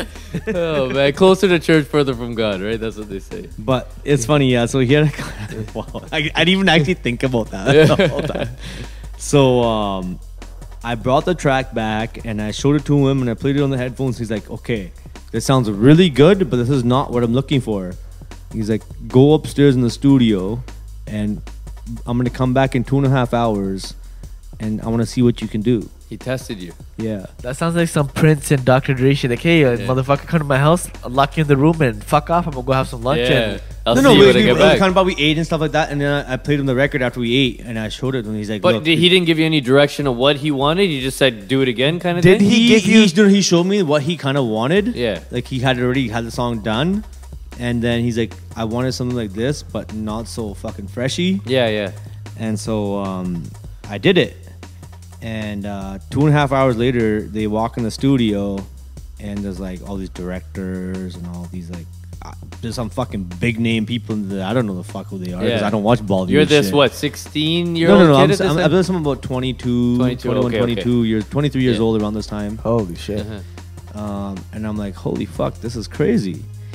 And I played the song, and they all sat there, and they all looked like, you did this shit in 2.5 hours. And you had your laptop and everything with you, or did they give you all the gear? I was smart. I brought my laptop and everything with me because obviously I made the record the night before. I'm sitting in the hotel room on the ground in the hotel because there was like 30 fucking niggas in the fucking room together. We're all just fucking sitting there and just sitting, just doing shit like that. And just me being a geek, what are you running? What's your Cubase and Reason. That's it. That's what I'm using right now. Cubase and Reason. That's it all day. Reason does wonders. I gotta. Reason I actually use only for drums mostly. Yeah. Yeah, but Cubase, I still use Cubase 6.5, and it's the same version I've been using since. I haven't changed it, I haven't upgraded. I think it's like Cubase 10 or 11 or something at this point. Just a sequence with Reason, how you can lay out the drums, so easy to do. Reason, but I never used it for laying out. I would just use it for the sounds. I love Reason, the NXT. Yeah, and NXT was great because if I was Amazing. using samples, I would use NXT as use samples. Amazing. But anyways, so I had my rig with me, and I took it and I did this shit, and these guys all sat in the room. They're like, "You made this shit in 2.5 hours," and they're like, "Are you?" I'm like, "Yeah, I made it right now," and they were fucking mind blown. So from that point, ever come out? Yeah. I'm gonna get to that in 1 second here. So pretty much, Mika was working on a movie that he fucking started. Like I guess he was gonna be debuting himself as an actor. And I produced about 6 of the songs in the movie. That's crazy. And I didn't really get any credit for it because That's what happens in Bollywood. Because I didn't understand how Bollywood worked. You have a But it's funny. It was me, and then you're gonna laugh. It was Pamma Sarai. Sarai. So they were like 2-3 months later than what we're there. Pamma came out there, and I guess Mika. Dude, I remember this on fucking stalking you guys on social media. I remember. So I guess Mika came to Toronto, and he met Pamma in Toronto, and so when he met him, like he's like, "Oh, come to my studio," and so Pamma was like the engineer and shit like that, and I would produce the records. Yeah. And that's how that all came about, and we were working together, and we fucking spent a lot of time there, and to the point after he brought in those executives and you played the track, he basically had enough trust in you to be like, okay, you're gonna work on the amount this. of shit that you were able to do in fucking 2.5 hours. It takes people 6 months to do. So now you're living. That's what he said to me. So break this down for me. You're living out of a hotel room still, and then you're coming every day to his place at his Mika studio to work. Okay. Mika studio. In Mumbai. In Mumbai. And the 30 niggas are still in your room with you guys. This is fucking Moja. Alright. Like, it's not no small person. Yeah. Mika fucking sick. So this album, you finish it, and then obviously you didn't get the credit like you said. Which was, did you expect that or? It was like, look, he paid me and shit, right? So like, I wasn't at that point. I'm like, look, we weren't making any money in India. And I'm making some money to like live out there. So it was like, get my flight back home at least, you know, something at the end of the day. But he took care of me. But the thing that Mika gave me, Mika really brought me into the Bollywood industry in the sense like to see who the who's, and he entered like, bro, I got to go to Shah Rukh Khan's house and go party at fucking Shah Rukh Khan's house. Are you serious? I party at fucking Shah Rukh Dude, that Khan's is like How? going to like Denzel Washington's house or some shit Bro, like that. I'll tell you, that know? shit was Like, the what the gangster fuck? shit. That was the gangster shit that I ever fucking done, man. Like, I call my Was mom. Shah Rukh Khan home when you went to his house? I'll tell you. Hold on, I met Shah Rukh Khan. he called his mom. I call my mom. After I went there. Yeah, I met Shah Rukh Khan. So I went to the Mirchi Music Awards with Mika in Mumbai, and it was like the Mirchi Music Awards this time was like a big dedication to Shah Rukh Khan, the accomplishments, the films, and all the music behind it, right? So they had all the singers from like Udit Narayan and all these fucking people that were singing his songs, and they did this big dedication to him. Mm-hmm. And so I guess Shah Rukh Khan had an after party, and Mika grabbed me and he's like, yo, like, get in my fucking car, we're going somewhere. And I'm like hanging with his management and all these different peoples, but he's like, get in my fucking car right now. Yeah. we're driving, and I jump in I'm in the middle seat of a Range Rover. There's a guy on the left, there's a guy on the right, there's a guy in the fucking front, and there's Mika driving. And I'm like, these motherfuckers gonna whack me right now. Oh, I just did this guy's full album right now. album's done. I just did this guy's album. I didn't get my check yet. No royalties, no royalties. I'm in Bombay right now. These guys are gonna fucking whack me right now. I don't know what's gonna happen. My father out. I'm like, okay. We pull up to this house, and it's like looks like the White House. It looked like the White House. It looked like the White House, and I'm like, what the fuck is this? Yeah. Like, where are we right now? We pull up, and like all of a sudden, like fucking paparazzi just surrounds the car. This is the cool thing. This is like I'm still in that. I'm a Surrey kid who just made Loniye Punjab Diye like mindset, okay? And we're sitting there, and paparazzi surrounds the vehicle. And I guess that week, what happened was Shah Rukh Khan gifted Mika Singh a bullet. Wow. Right? Like he gifted like, hey, I guess he did a song for something for him or did something for him, and he gifted him a bullet. And Mika Singh went to him like, I'm only gonna take your gift if you take my Hummer and drive it around India for a week. And on Mika's Hummer, he's got a big ass khanda on the back. Oh no! So way. he's like, shout out to Mika Singh for that. Yeah, so he's like, I want Shah Rukh Khan. So, but that was a big thing on the news. Huge. So they surrounded the vehicle like, Mika, what's your relationship with Shah Rukh? What's up with your? I guess they were so hyped on that. That would have been like his car broke down. I let him borrow my shit. You know. He goes and he's like, and so at that point I was like, okay, I'm at Shah Rukh Khan's house. What the fuck? And we pull in and we walk out. There's like Bentleys and fucking Rolls Royces out there, and I'm like, okay, this is sick. Walk in and we go up an elevator. There's like a fucking lobby, like a hotel lobby. Walk up, and we go up the elevator, and I walk in. And I look to my left, and there's Shah Rukh Khan, and I'm like, holy fuck, this is fucking Shah Rukh Khan right now. This is like some fucking next level shit. Does he look like he looks like in the movie? Does he like hell fucking old? Hell fucking no. That nigga look fucking old as fuck. Excuse me, I use the N-word a lot because I think I'm black sometimes. Yo, we all do. I'm eating in a restaurant sometimes and I'm like, nigga, and there's like fucking college sitting everywhere. I'm like, oh shit. I think I got the free pass. But anyways, like, there's a bunch of people in that place, and I see Shah Rukh Khan, and Mika's like, I'm gonna introduce you to him. Just follow my lead. Like, okay. So I walked up to him with him, and I'm like, and Mika's like, Paji, does a little fucking juppy, whatever the fuck he does. And he's like, oh, this is intense. He's here from Vancouver. He's like, you're from Vancouver? I love Vancouver. And we talked for like 30 seconds about just like what I do and what he like, just like for things. Like, okay, listen, this is my party. Is the laugh real? Is his laugh real? The laugh he does in all his movies? Honestly, I was so starstruck at that point. You don't remember I don't even remember. I just remember like that little bit of conversation, and I remember like, him going like, hey, follow me. This is my bar. My washroom's here. The food's being served here. Eat, drink, be merry, have a good time. And that was it. So it sounds like Mika was instrumental in you getting introduced to quite a bit of the Bollywood scene. So like he was just like he was showing a lot of love. Look, Mika really wanted me to be a part of his team, but I didn't join his team. I don't know, just whatever. It wasn't what I was interested in. But at the same time, yeah, it was like I got to see things, I got to experience, I got to meet a lot of people that were in the industry that are big names and shit like that. I got to see like the high point of the industry. Yeah. At the same time, when really early too. Yeah, and that was one of the biggest blessings I had in life, is that I got to experience like what people like when it became the Punjabi music. I remember like for example, like people like Lambert and like any of these guys are trying to get into the music thing. They were trying to like, okay, exactly what I'm saying, UK, Punjab, Bollywood. I saw that Bollywood thing and I saw how it worked, and I got to see like how sneaky people were, to the point where how good people were and who was actually good to you and who wasn't good to you, to like where the money's made and where the money's not made and how people take advantage. I got to see all of that at an early age, which was really benefited me. Huge blessing, right? You don't get that. That experience is priceless. Absolutely, man. To be just put in the fire and then be able to walk out of it and still have your dignity and your work and all that, and not just be stripped of everything you did and leave it there. That's huge. Dude, to be honest with you though, like then when Deep Cold died, we lost it all.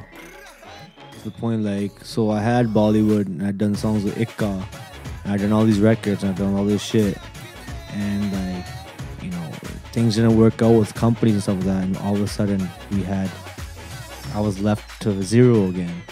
So you were in India. So like I when was this at that happened? point, bro, where we were rising. Yeah. Like, bro, to be honest with you, at that point in my life, if I had kept going and everything worked out, I probably would have surpassed people like Honey Singh or these guys at Badshahs wouldn't even existed. Yeah, yeah. But because of where I was and who I was with and where it went, I never got to get to that point because I didn't have that education. Was Deep with you guys in India when Deep was with me at all times. Was he like and he passed in India?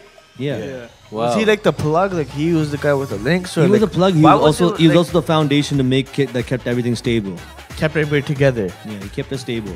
And what contributed? Was it the lifestyle out there that you guys were living? Was it too fast paced? What happened? No, it was like we needed some stability in our group, right? Yeah. It's hard to manage 17 egos. Yeah. We had 17 people on a label and we had 17 egos.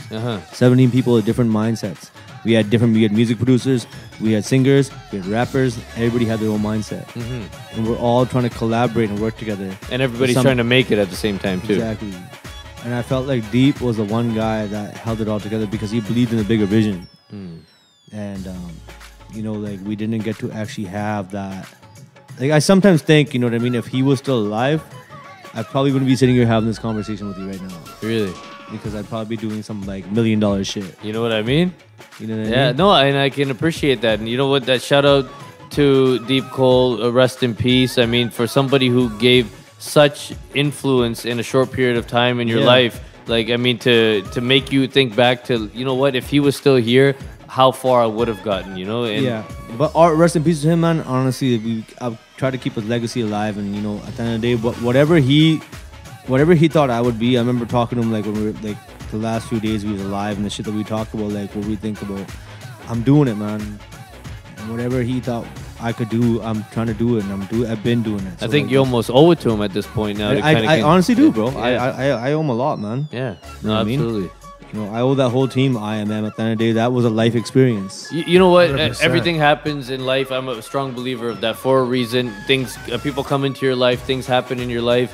The things that you make out of that and how you move forward are very important. You could have took that experience and really hit rock bottom. You could have taken that, traumatizing experience and said, this was the guy that was holding me down. We were moving forward. It's gone now. So, fuck my life. I'm just going to go back to Surrey and go, do what I was doing before and fuck all the music. And you know what? And that's exactly what I did. But, at the end of the day, I guess because of how I was raised, and like shout out to my parents for this, at the end of the day, I learned to like bounce back. You know what I mean? I've seen a lot of ups and downs with my family and with my parents, like personal wise, but we're not gonna get into that. But like I've seen that, and so I always learned that if you go down, there's always a possibility of going back up. You have to. There's only You know what I mean? you can only if go you up. keep that after mindset, and I've done that, bro. What goes, I've gone, what goes up must come down. and what goes down can eventually come back up again. And I've seen that. It's the wrong analogy. I'm so sorry. But you're right though. What goes up must come down. It's very true because it happens. I went really up real quick at a young age and never really got to respect what I did properly until I lost it all. Yeah, absolutely. You know what I mean? And I got to the point where I lost everything and I had to start from the beginning again. And when I started from the beginning, I'm like, we have all this talent locally in Vancouver. How can I take it and maximize it and make it something else? But yeah, so I came back home and I'm like, music was the only thing I know, bro. Yeah. Like at the end of the day, like if I lose music, I really don't have anything at the end of the day. I felt like at that point. And so growing up at that point, I'm like, how can I take what we have locally and bring it on a mainstream scale? Because that's where I started. I'm like, let's go back to square one. I had R.S. Chauhan, I had Joop, and I had G.S. Handel. And GS is actually the one guy that didn't come to India with us. And he stayed in Canada. And me and GS, I'm like, look, bro, let's fucking do something. Is that 124th Street? No, this is before 124. Okay. So I started working with GS a lot, and we started developing his shit. I'm like, let's try to do something that's not the same as, not desi, but not too urban. Let's try to find that middle ground, and that's what we did. So I'm like, let's develop you. And we came up with an album called GQ. It was an EP, GQ Lifestyle Volume 1, in which we had Diamond Coca and Chali Janda. And it was still a locally based album because I released that shit on myself. But like Diamond Coca fucking blew the fuck up out here to the point where like a guy locally who was just this kid from fucking Burnaby who never would ever think that he would go anywhere musically, now has a fucking media, has a fucking ground. I debated this All with the KSR Canada- earlier. all the I Canada love watching. Diamond Coca. I love it. He doesn't like it so much. No, I don't know why. but hey, hey, honestly, it wasn't meant to be for everybody. Like I actually learned when I was in India the difference between records. So like backtrack like 1 second here. When I was in India, when I made Loniye Punjab Diye, I remember taking it to this director. He was producer. He produced that movie Gangs of Wasseypur. Yeah. And I played Loniye Punjab Diye from him. He's like, this is a fucking hit track. This track a fucking hit, yeah. But you have to change whatever you're talking about to something relatable in India. So like you're talking about Surrey. We don't know what the fuck Surrey is, but talk about Chandigarh. Talk about a bullet, yaar. I'm like, okay. I'm like, so when I started thinking like that, I'm like, okay, he's right though, because these songs didn't really do well in India, right? Yeah. They didn't go anywhere in India. And so when I made Diamond Coca, it was the same thing. Like I didn't understand that still at that point. I'm thinking like, Diamond Coca is a banger record. We're gonna play it out here. It's do well in Vancouver, do well in Canada. And then, but the thing is, if you listen lyrically, it really don't make no fucking sense. I mean, when I first heard this song, I was like, is this for real? I was like, what the fuck? It was just a vibe. Like he stood there. I didn't even think he wrote anything. Kind of He like just, Loniye Punjab, same type of vibe. Similar right? idea. Like he just went on a mic and he just spat some shit and it fucking sounded good to the beat and like. Maybe that's why we love it so much, because my Punjabi specifically is kind of tutti frutti. You guys always get at me about Juice, makki juice. Yeah, you know what I mean? But like those tracks, like I love those Sidhu. kind of tracks like Diamond Coca and Loniye Punjab because they're relatable for me. It had that vibe. But like- there's like a sound, you know, like you hear what you're hearing right now? Yeah. See, there's like that sound that actually became a North American sound. Right? You know what I mean? This is that North American sound where like the West Coast. So like even if you listen to stuff like by like, for example, DJ Sanj. Yeah. DJ Sanj Shout out DJ Sanj, yeah. He's Pioneer. He's a pioneer. He's from Vancouver. He's from Pitt Meadows actually, but he's like from all over. He lived in Dallas. He lived in Toronto UK. too He for a lived in bit. India. He lived in Toronto for a bit. Toronto for a bit. Yeah. From ABCI. ABC. Yeah. Just ABC. ABC. Wow, that's crazy. Asian And boys, and that's what my it was like. But if you hear his sound, I call his sound Vancouver sound because that's what I grew up to, and that's kind of what went through my head at those times. Like it was that sound, and I kind of tried to influence that in a lot of the music I was making. So we had a Canadian, North American sound, Yeah. and I tried to I blasted that as much as possible. And so like pretty much we did GQ lifestyle, and it took off. And I'm like, where do I go from this? And I'm like, okay, let's make my music. Let's make that music that I grew up to. Yeah. And that's where I started making 124. So 124 was like That's Strawberry Village, right? Strawberry Hill. Strawberry Hill, sorry. So like I went to the school Strawberry Hill, and like I grew like out here and like locally we grew up to people like DJ HMD. Like HMD that had like the Nasha albums. Oh yeah. Come Yo, on. like- Legend. What's legend that in the game. track? Was he the Bindrakiyas? All your other DJs take note of the remix. Yo, I took notes all fucking day, bro. I'm pretty sure he probably took notes too. he's It a was him legend. and APS, man. Started the whole game. That's what it was, yeah. Jindua remix still plays That's you know, everywhere. it's funny. That's what it was. HMD was our West Coast. APS was your East Coast, right? Yeah, right. That's it. You know what I mean? And that's what I looked up to, man. I'm like, this is a sound. This is a vibe. How can we make it? Let's just keep making this kind of stuff and let's see what happens. And when I did 124, it was pretty much like I just trying to pay homage to like what I grew up to, right? So Yeah. like, the music I grew up to was a lot of UK stuff as well. So like stuff like Bally Jagpal, Bally Sidhu, Punjabi Shout outs to MC. Bally Jagpal. Yeah. Yo, Dark and Dangerous till this day is still my fucking. That is, I own that record on vinyl. You guys see that? And that is my most prized I still want to. possession. I want to get that. I want to somehow watch that BBC documentary that you. Yeah, wrote. man. I Like, haven't. I want to Bobby watch Friction. that. I've been shit, trying but to change my fucking VPN for fucking 3 days trying to watch that shit. This is my struggle. The struggle. Yeah. You You guys understand get the it. Get struggle, it to bro. me. I just need the link sent. That's it. Yeah, yeah. I No, can't that's. do I'm trying to get it. crazy shit. Shout out to Bobby Friction. Bobby Friction, bro. A lot of love to you, bro. Yeah. Please send us that motherfucking documentary right now because we've been trying to watch that shit. For you. Yeah, man. So what came about 124th? 124 was my homage to Surrey. Yeah. Yeah. Surrey and what I grew up to and the music I grew up to. So like I went and bought a bunch of vocals and I tried to take some of the local acts that I had and like try to bring that sound back in, right?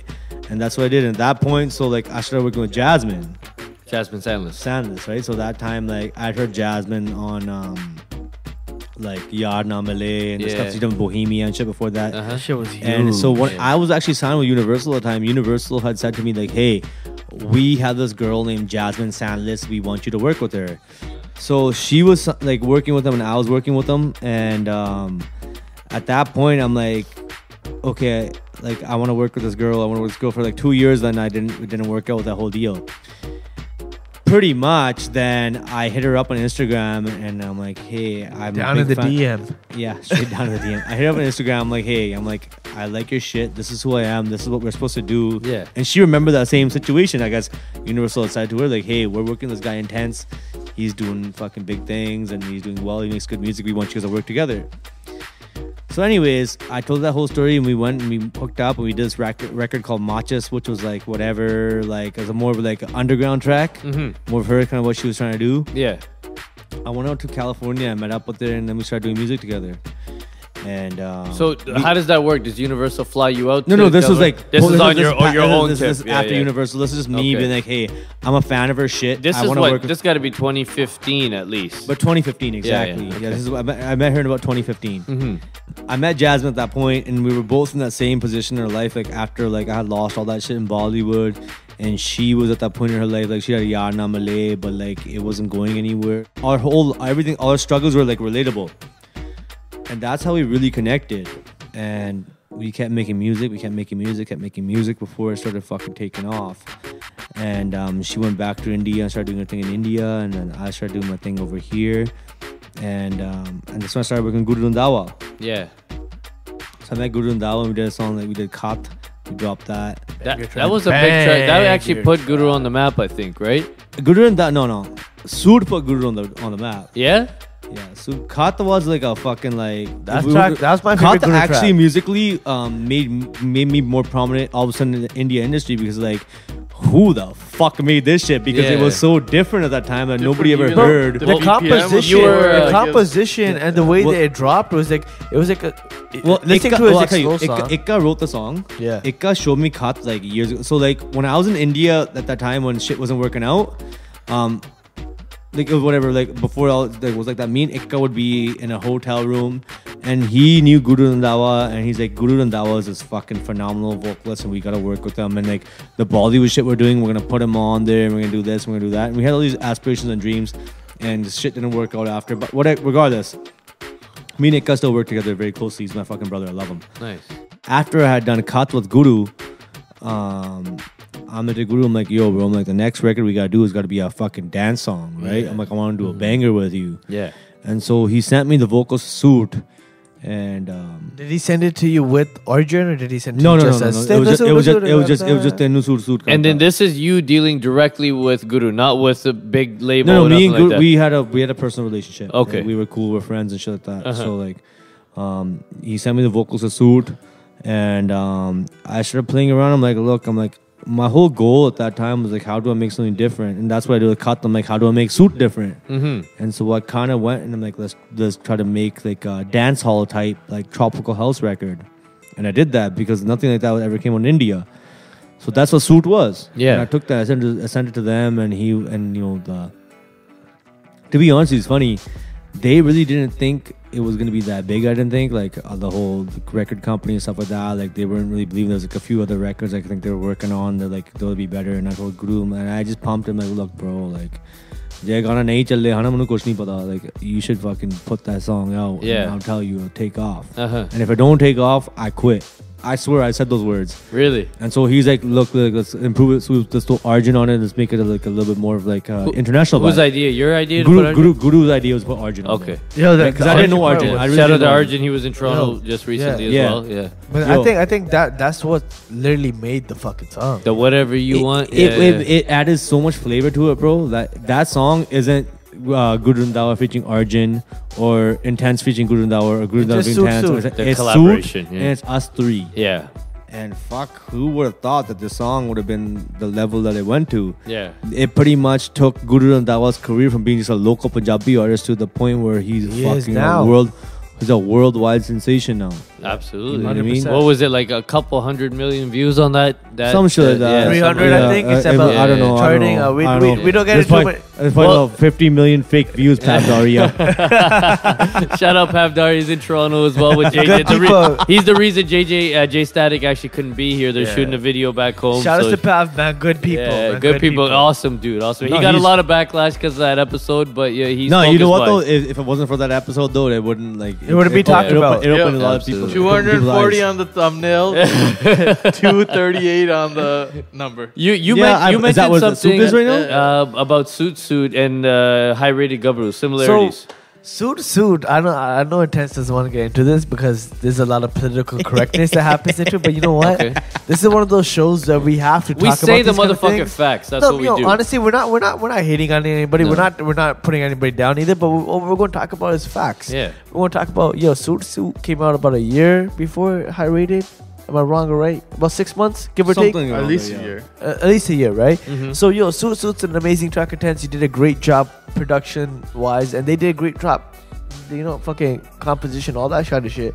But now we got High Rated Gabru that came just a little bit after that. Yeah. Which is basically the same plucks. Same. So when I heard, Same plugs, look, right? Same plugs. Let's not beat around the bush. Let's get it straight into it, bro. It's When the I same fucking song. when I It's the fucking same heard High song. Rated Let's hear Gabru, it. It's the same when I song. heard High Okay. Rated Gabru, I fucking heard like, okay, he's using the same formula. Mm-hmm. No hate to fucking V. I have lots of love for the guy. He's a fucking pioneer in the industry. Who's that? V is the guy who produced High Rated Gabru. Okay. It says Manj Music, but What? fuck, ain't no fucking Manj Music done that shit, bro. It's fucking V. That's on V. the record for the first time ever, I guess. I didn't know that. So V is the guy I guess behind V Man's is the guy that has done. Is like, it he's done- arranged by V and produced by Man? That's Is a it one of bull- those? that's a bullshit, It's one of bro. those. It's one of those. That's the fucking India politics. It's bro. one of those, right? Arranged by and produced Who by, right? I maybe I don't know. Manj Music, fucking whatever. He fucking takes credit for shit that he don't fucking do. RDB. Oh yeah, no, he ain't fucking RDB. Cully was RDB. Kali was RDB. Manj will probably fucking be like, who the fuck is this guy talking shit about me? Yeah. Like, he knows who I am. But yo, But anyways, I'll put it straight up out there. Yeah, High Rated was, at the end of the day, Guru Randhawa at that point has power in the industry. You know what I mean? Yeah. So he probably went to V and like, look, I need another fucking Tenu Suka. I need another suit. Yeah. So that's what happened, And when I heard it, I was like, okay. Mm-hmm. Like, I was expecting, bro, maybe you do something different, but, Yeah, he Same didn't. formula. And at the end of the day, without Suit, there would never been a High Rated. No. There would never be a Lahore. isn't it the same scale? Let It's the me same be scale, let, no? let me be Same devil's tier. advocate on this situation. So there's guys like G Sidhu. There's guys like Sidhu Moosewala. They've created tracks that really work for them. A style of track that really blew up. They've made multiple tracks like that. And then when they go to other producers, I know for a fact, like I know with JJ with Credit Card, when he was making it, he previewed it to me before it released, and it did not sound the way it sounds now. But he kind of tuned it, and it sounds a little more similar to the other tracks that G Sidhu released because that vibe worked, right? So, Yeah. would you say they're paying homage to what you did, or would you say they're stealing something you did?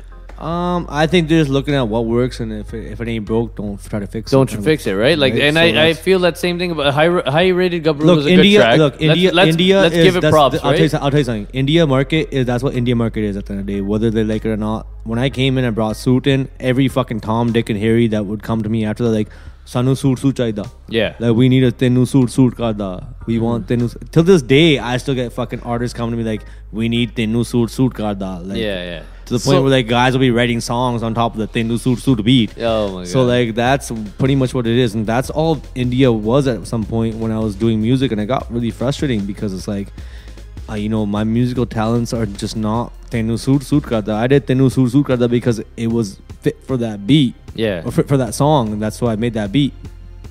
That's India market. Yeah. So now, Suit also came out in a Bollywood movie.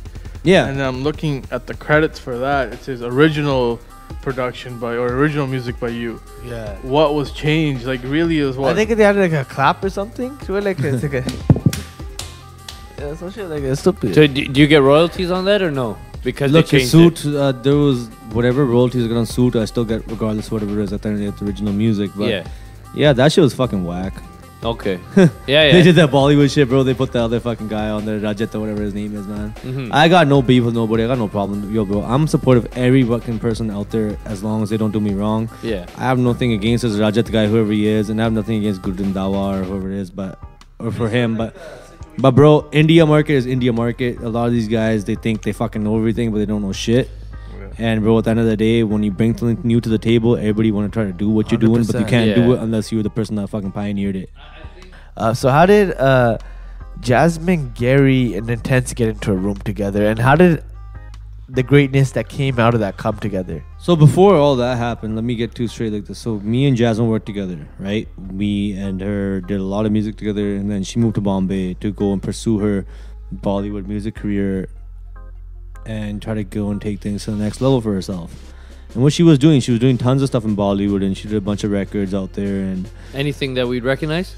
Yaar Na Male Kick. Ishq. Well, after Kick. Pinjara. Pinjara. So like that, even after that, so like we're talking like what the hell we did? I did a record called Ishq Da Surta. And to be honest with you, the records that she was doing in Bollywood that time, they were she was doing stuff in South India and doing stuff like that, but it was like not, she was becoming a playback singer as opposed to being an artist herself. So I went there and I was like already coming off suit and like, look, like let's come out here and let's work on some shit and let's fucking take this shit to the next level. And we kept going. And when I got to India at that time, the day I got to India, Jasmine took off to Punjab to go shoot Laddu. Yeah. What a fucking track. Pretty much, I went to Bombay. She was doing her thing. She went and did Laddu. Laddu came out real quick because that's how Gary Sandhu fucking works. She met Gary Sandhu that time. And like she went from being this fucking, because I would try to convince her to do Punjabi Desi tracks and she would be like, fuck you, no, I'm not doing that shit. She wasn't into it. Gary Sandhu somehow convinced her to do it and she did it. You know what, Gary Sandhu could convince a lot of people to do some things. I think he's got that vibe. Gary He's Sandhu. a fucking cool dude, man. Wicked guy. Yeah, I met him at the concert for the first time just a couple weeks ago, briefly before he went on stage. Super, super cool guy. Well, that's what they did. That song came out and it fucking took her career from being like this fucking trying to be like the playback singer and shit, and she got into Punjab market. I mean, she tried getting into Punjab market. She had Punjabi Mutiana and these kind No. of. But that came after. No, Laddu. that was so after? she had that, and then she did Bomb Jet with Amrit Mann. So sorry, so Gary, you couldn't convince her. Gary convinced her. Gary convinced her to look. I did Hani off my album, right? It was kind of semi-desi, but like that was like fucking full on. So when I heard Laddu, I'm like, what the fuck is this that you made right here? Like this is like, what the fuck is this? Like I didn't like it. And then it grew on me. And then before you knew it, like she just blew up in Punjab. Yeah. There were wedding songs, right? This is songs that we can play. Yeah. In 4 months, I was with her for 4 months in India, and I just saw her transition from fucking this like not like just local girl in Bombay trying to make it somewhere to fucking Punjab sensation. Yeah. And from there, you know, from her working with Gary before, I met Gary and Gary's like, I heard your music, and it's funny. Gary heard Kat, and that was one of his favorite songs. Like one of the only songs he had in his phone, and he's like, "Bro, you made this shit? You made this shit, bro?" He said that. He talks with the English accent. You made this shit. You made this shit, bro? I'm like, yeah, bro. He's like, fuck, this is the only song I have on my phone. It's one of my favorite songs. And from there, like, it's like, okay, let's do something. And I made a bunch of different singles with Gary Sandhu, and we didn't release anything. And then he leaked a couple songs and stuff like that. I don't know how that's how their fucking system was working. Right? I did a track called Jatti with him, and it was like Jatti pe jigi pasine. It was a great fucking song. I had added a rapper and shit on there and all that stuff, and like wicked song, but he leaked it. And it's just because he's like, fucking, let's leak it tomorrow. I don't know. Maybe I don't understand what what happens in his brain, right? Yeah.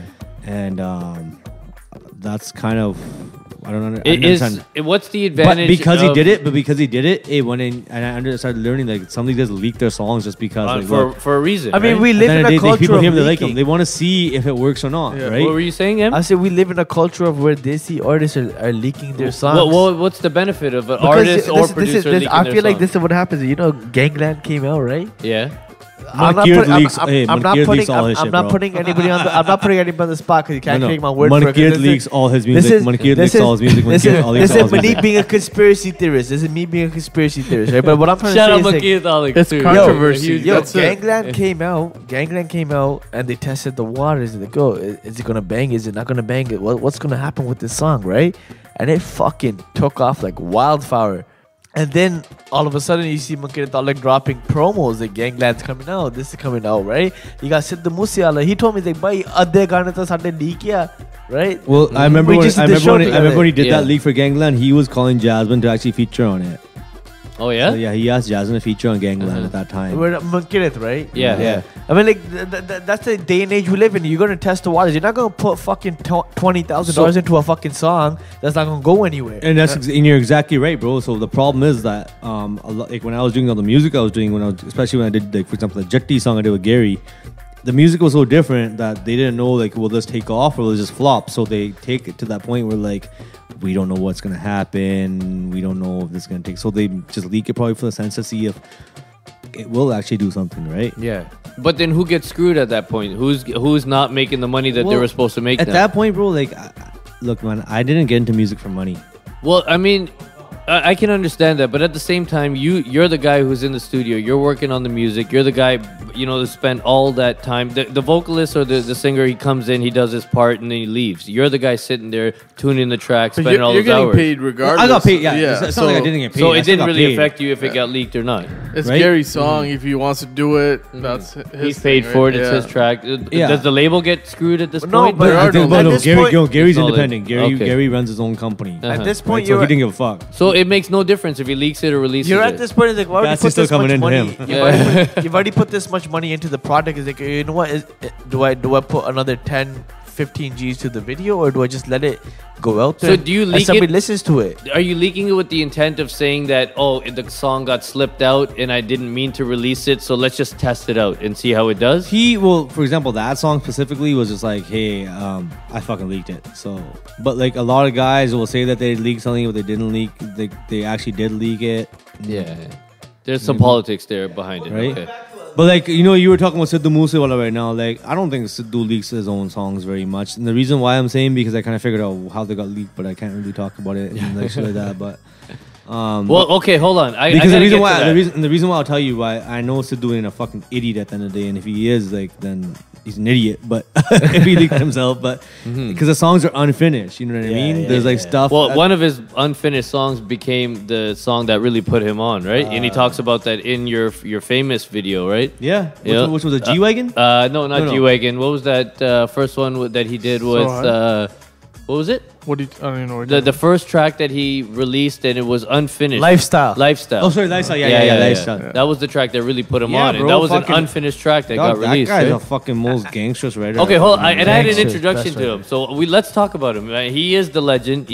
I'm gonna go as far as saying that he's the best thing that's ever come out of Brampton. Period. And we're from Brampton. We've seen. He's the best thing to come out of fucking he's the- Moosewala fucking.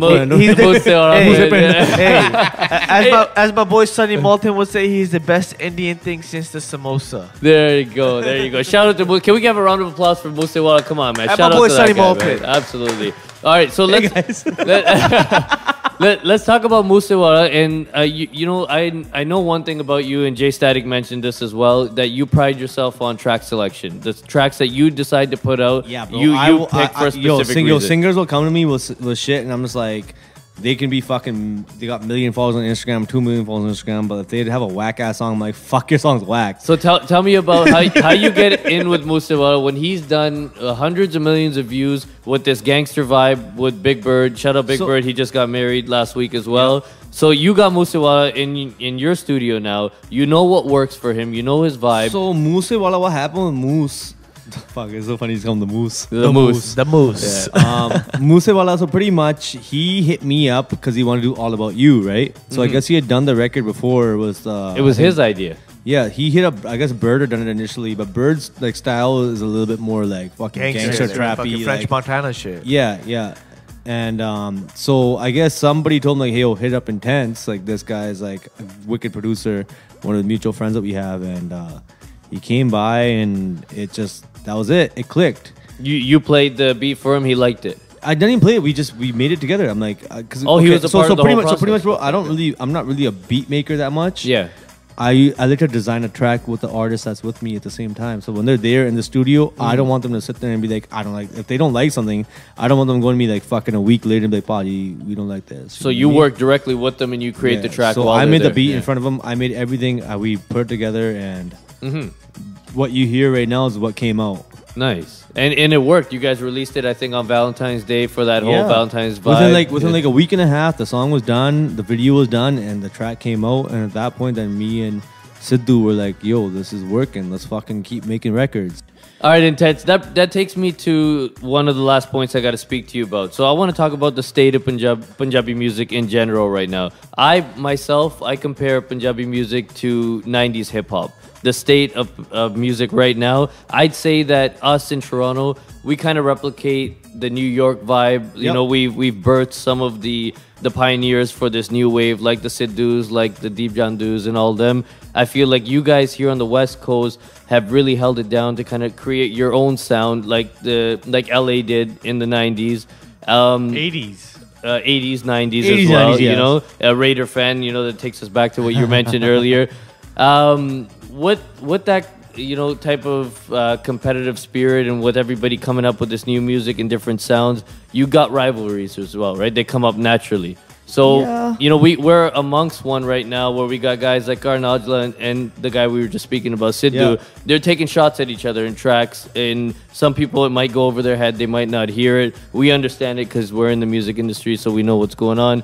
What do you have to say about that? Is it really serious? Is it competitive? Is it just music? Where do you stand is basically... Because you know what? You've worked with Moose, you've worked with Karan, and I was waiting for the controversial question right now. I was waiting for the whole time, like, when's it coming? You know, you're like the guy that's in between, like, is it Biggie? Is it Pac? Is it who? Are we going, like, he's like he said, he's a Tupac fan. Are we going for a Death Row bad boy thing? Or, like, what's going on? Do you know who I am in that mix? I'm the Bone Thugs. Are you shook? Are you shook? No, you want to know why I call the Bone Thugs? Because I fuck with Biggie, I fuck with Pac, and I fuck with Easy. It made some hits along the way, right? But I'll tell you right now, and on the Punjabi aspect of all that shit right there, bro, like what Karan and Sidhu are fucking beefing about is some like bitch ass little fucking kid shit. So like they need to grow up and like just not fight about shit because we don't have an industry big enough right now to fight about. To fight about. Yeah, you know what I mean? Do you and think it's cool because it brings some attention to like everything, which is that's cool. Like they have that, but at the end of the day, they could actually make some shit so big together as opposed to fucking sitting there and being like,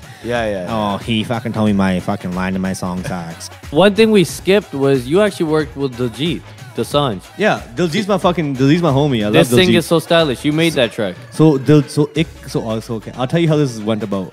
Diljit, I met through Ikka, and we went to go watch that movie Punjab 1984. And my whole perception of Diljit before that movie was like Diljit's a fucking Yanni. No. I was about to say something really bad, but I'm like, wait, I can't remember. It's a politically correct. I thought he's a nice guy. I thought he's fucking gay. I thought he liked guys, and that's what my perception. Like this guy's a fucking weirdo. His chocolate, and that's all I think of fucking Diljit. I watched that movie and like, wow, this guy's a fantastic fucking actor. What an amazing actor he is. 20 minutes after we watched that movie, he called Ikka. It was so trippy. He called Ikka and he's like, Ikka, I'm in Bombay, let's get together. And Ikka's like, yo, Diljit just called me right now because Ikka wrote a bunch of records for Diljit, right? Like through all the years.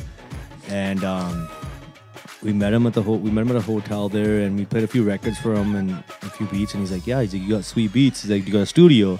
And Mika obviously had a studio. So the first time that Diljit and Mika ever really properly met was because of me. Nice. That's crazy. Wow.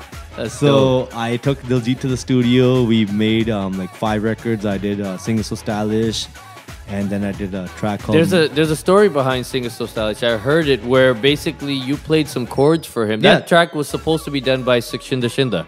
Oh, that song was originally in a movie called Singer's Bling for Akshay Kumar. Okay, yeah. Singer's Bling, and so Meat Brothers did it. Singer's King or Singer's Bling? So it's Singer's King sequel. Singer's King Sweet is a sequel. Yeah. So it was for that, and then I guess Sukhinder Shinda wanted the song or something like that, and then I just went. You stole it from him. I just literally went like bam, bam, bam, bam, bam, bam, bam, bam, and he's like, he sang it right there, and I'm like, oh shit. He's like, yeah. He's like, okay, this is a song. We're doing it. We recorded it. We made it, and we gave it to MTV within like fucking 2 days. Wow. It was cool. And that beat is super dope because that beat, you've said it yourself too. You could throw T.I. on that beat. You could throw Jeezy on that beat. That beat is like... This guy researched me too much, man. Yeah. It's kind of fucking really creepy right now. No, I'm into the fact that when Apna Punjabi, you're about my age and you've come up and done so many great things. if I didn't know this, I'm sure that 50 to 60% of the people watching this do not know this. They need to know that you were in a room with Diljit and you literally took a track away from a legend like Shinda Shinda. He could have went to Shinda and made that track. He heard your chords. Akshay Kumar, bro. You know what I mean? And that's a dope thing that you gotta fucking take that praise and don't let it get to your head ever. And I know you haven't let that happen, so my advice might not help now. But the fact of the matter is that you've done so many great things. We need to speak about it. And if we don't speak about it, people won't hear about it, and that won't inspire people. Hopefully this lights that spark that will make the next singer so stylish, or the next Diljit, or the next Intense, or the next KSR or M. You know, that's what we're looking to do. I'm just humbled to be a part of the fucking conversation, to be honest, dude. We're all humbled to be here with you, man. You're a legend in the game, like we said, one of the biggest producers, if not the biggest Punjabi producer in North America, and you're hitting that world stage now. It's something that you got to keep pushing. Don't ever get comfortable. Just keep moving forward, man. Even right now, Trending Nakra and Sip Sip are the two biggest songs of the summer. Coming from a DJ. Every wedding I had this year, I'll be straight up. Trending Nakra was my go-to song this year. Yeah, for entrances, I use a DJ I gave him my mix. You guys want to know something crazy about Trending Nakra? When I made that song, it was exactly like Suit. Yeah. So Amrit Mann was that singer that was known to do like these like fucking desi. Like gangster Punjabi songs. So when I did that record, not one fucking label really gave a fuck about the song. And when I went to go shop it around, he even like, at that point when I gave it to like it was about 9-10 months old before it came out. Yeah. Wow. And he was like not encouraged about it. I'm like, look, bro. I'm like, just do the fucking song. Yeah. And his biggest track of the summer. I'm like, trust me, bro. I'm like, do this fucking song. I've met Amrit Mann, and he's very particular about the way he wants his music and the way he wants it lined up. That song, he told me change this, change that. I'm like, I'm not changing nothing. Release this fucking song. If I don't go anywhere, bro, I will fucking quit. Mera na nahi. That's a threat you say a lot, right? I use that because you know, bro, I feel that strongly about my music that if it gets to that point where I'm wrong, then I'll quit. We're back for Punjabi Shazam, a game we've been playing for a long time. Intense, we appreciate the fact that you follow the show, so you know what's up, you know how we play. You definitely called out our champ here, DJ M, and told him that you are gonna kick his ass in this game. He did think that Paranda is by fucking Jasmine Sandlas. Oh shit! You know, bro, that's I don't know what to say. The rules are pretty simple. Rules are simple. We are here. We're gonna play 5 tracks. The first guy to get 3 tracks out of the 5 wins the game. You're buying whoever wins buying drinks for us for the rest of the night anyway. So we forgot. Well, I was gonna do that regardless, but okay. All right, so we're gonna get into it. I'm the DJ. I've never been a DJ before, so excuse me if I fuck this up, but I'm gonna have fun while I do this. Quickly. Quick, 1 second, eh? All right. So this is the first track I'm about to play. I'm dropping it right about now. Sone Nenge Wali hai. No. DJ Intense got it. That is 1 point for DJ Intense, hometown favorite. Just be a little bit clear too. You're like, rah, rah. That's why I waited. I waited for him to say it again clearly because he got it wrong. I knew it was in the first fucking thing. That's it. All right, DJ Intense has got the first one. We're gonna go into track number 2. 1, 2, 3. I need that again. Hold on. Yeah, I didn't even hear that, bro. Hold on. It's Kiss Muckin, I think. I didn't even know that. I need that again. Yeah, you need it again? Yeah, that was not even like. All right, 1, 2, 3. Jatti Nachadi Patola. No, it's not it. Stop that. You need more? I know song this is, but I need you to play from like the original cue point. Can you press 1? Can you press 1? No. He's cheating. He made this shit. Hold it. Oh, hold 1? Baldi Lascara? That's enough. I don't know what this is. Wow, I don't think I've ever stumped a crew Hold before. on. I have no idea what that was. Hold on. Hold on. Do you guys in Toronto have a lot of different music that you guys probably play at parties? I would have probably never played that record at a party in my life. We haven't either. So is it KS Muckin? It is not KS Muckin. Is it Balila Sara? I'll give you a hint. Kalwinder Tillo's in the track. Kali Ke Tamil? No. Amin Hair is in the track. College? College? Yeah, you got it. Oh, yeah. All right. So next track, DJ Intense has got 1, KSR has got 1. Let's go. Dadu Badnaam. All right, he got it. He got that. I couldn't even breathe. I was trying to breathe at that point. Like, okay. All right, we got ties all around. We're all at 1-1-1. 4th track of the night. 3, 2, 1. Let's go. Dr. Dre. Diamond Coca. Yo, Honey Sing. He said Dr. Dre. That was your track, bro.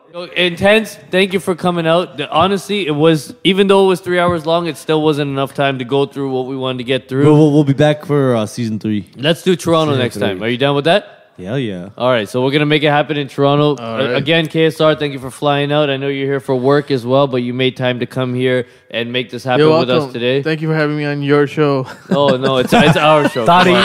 So why are you thanking me then? No, I mean, it's just the fact that you made it happen. All right, boys. I think everybody's had too much Jameson Reserve. And it's time to call it a wrap. Bande getting a little senti and shit. All right. Fucking start hugging and All shit in right. the corner. You know what I'm Thank saying? you, I Intense. love everybody. Yo, shout out to Indijopa Ji for having us in his place. What do you mean? This is my Absolutely, house. man. Yeah. This is my house. What are you talking about? All right, thank you. Indijo, what's the plumbing Thank you, company?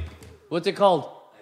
IBG Plumbing. IBG, motherfuckers. Shout out Richmond Plumbing. If you ever need anything for plumbing, you Yo, got bro, I think my IBG. fucking pipe burst at home, bro. I think you might come fix that shit. You just dog. got your garage doors changed, huh? Yeah, bro, that's what we couldn't do it in All there. right, So now that's why we had to come to my new house. That's Namapa's house. Speaking And we're right done. there. All right. Cheers. Thank you, man. Okay, good night. Love you, sis. Love you, miss you, kiss you.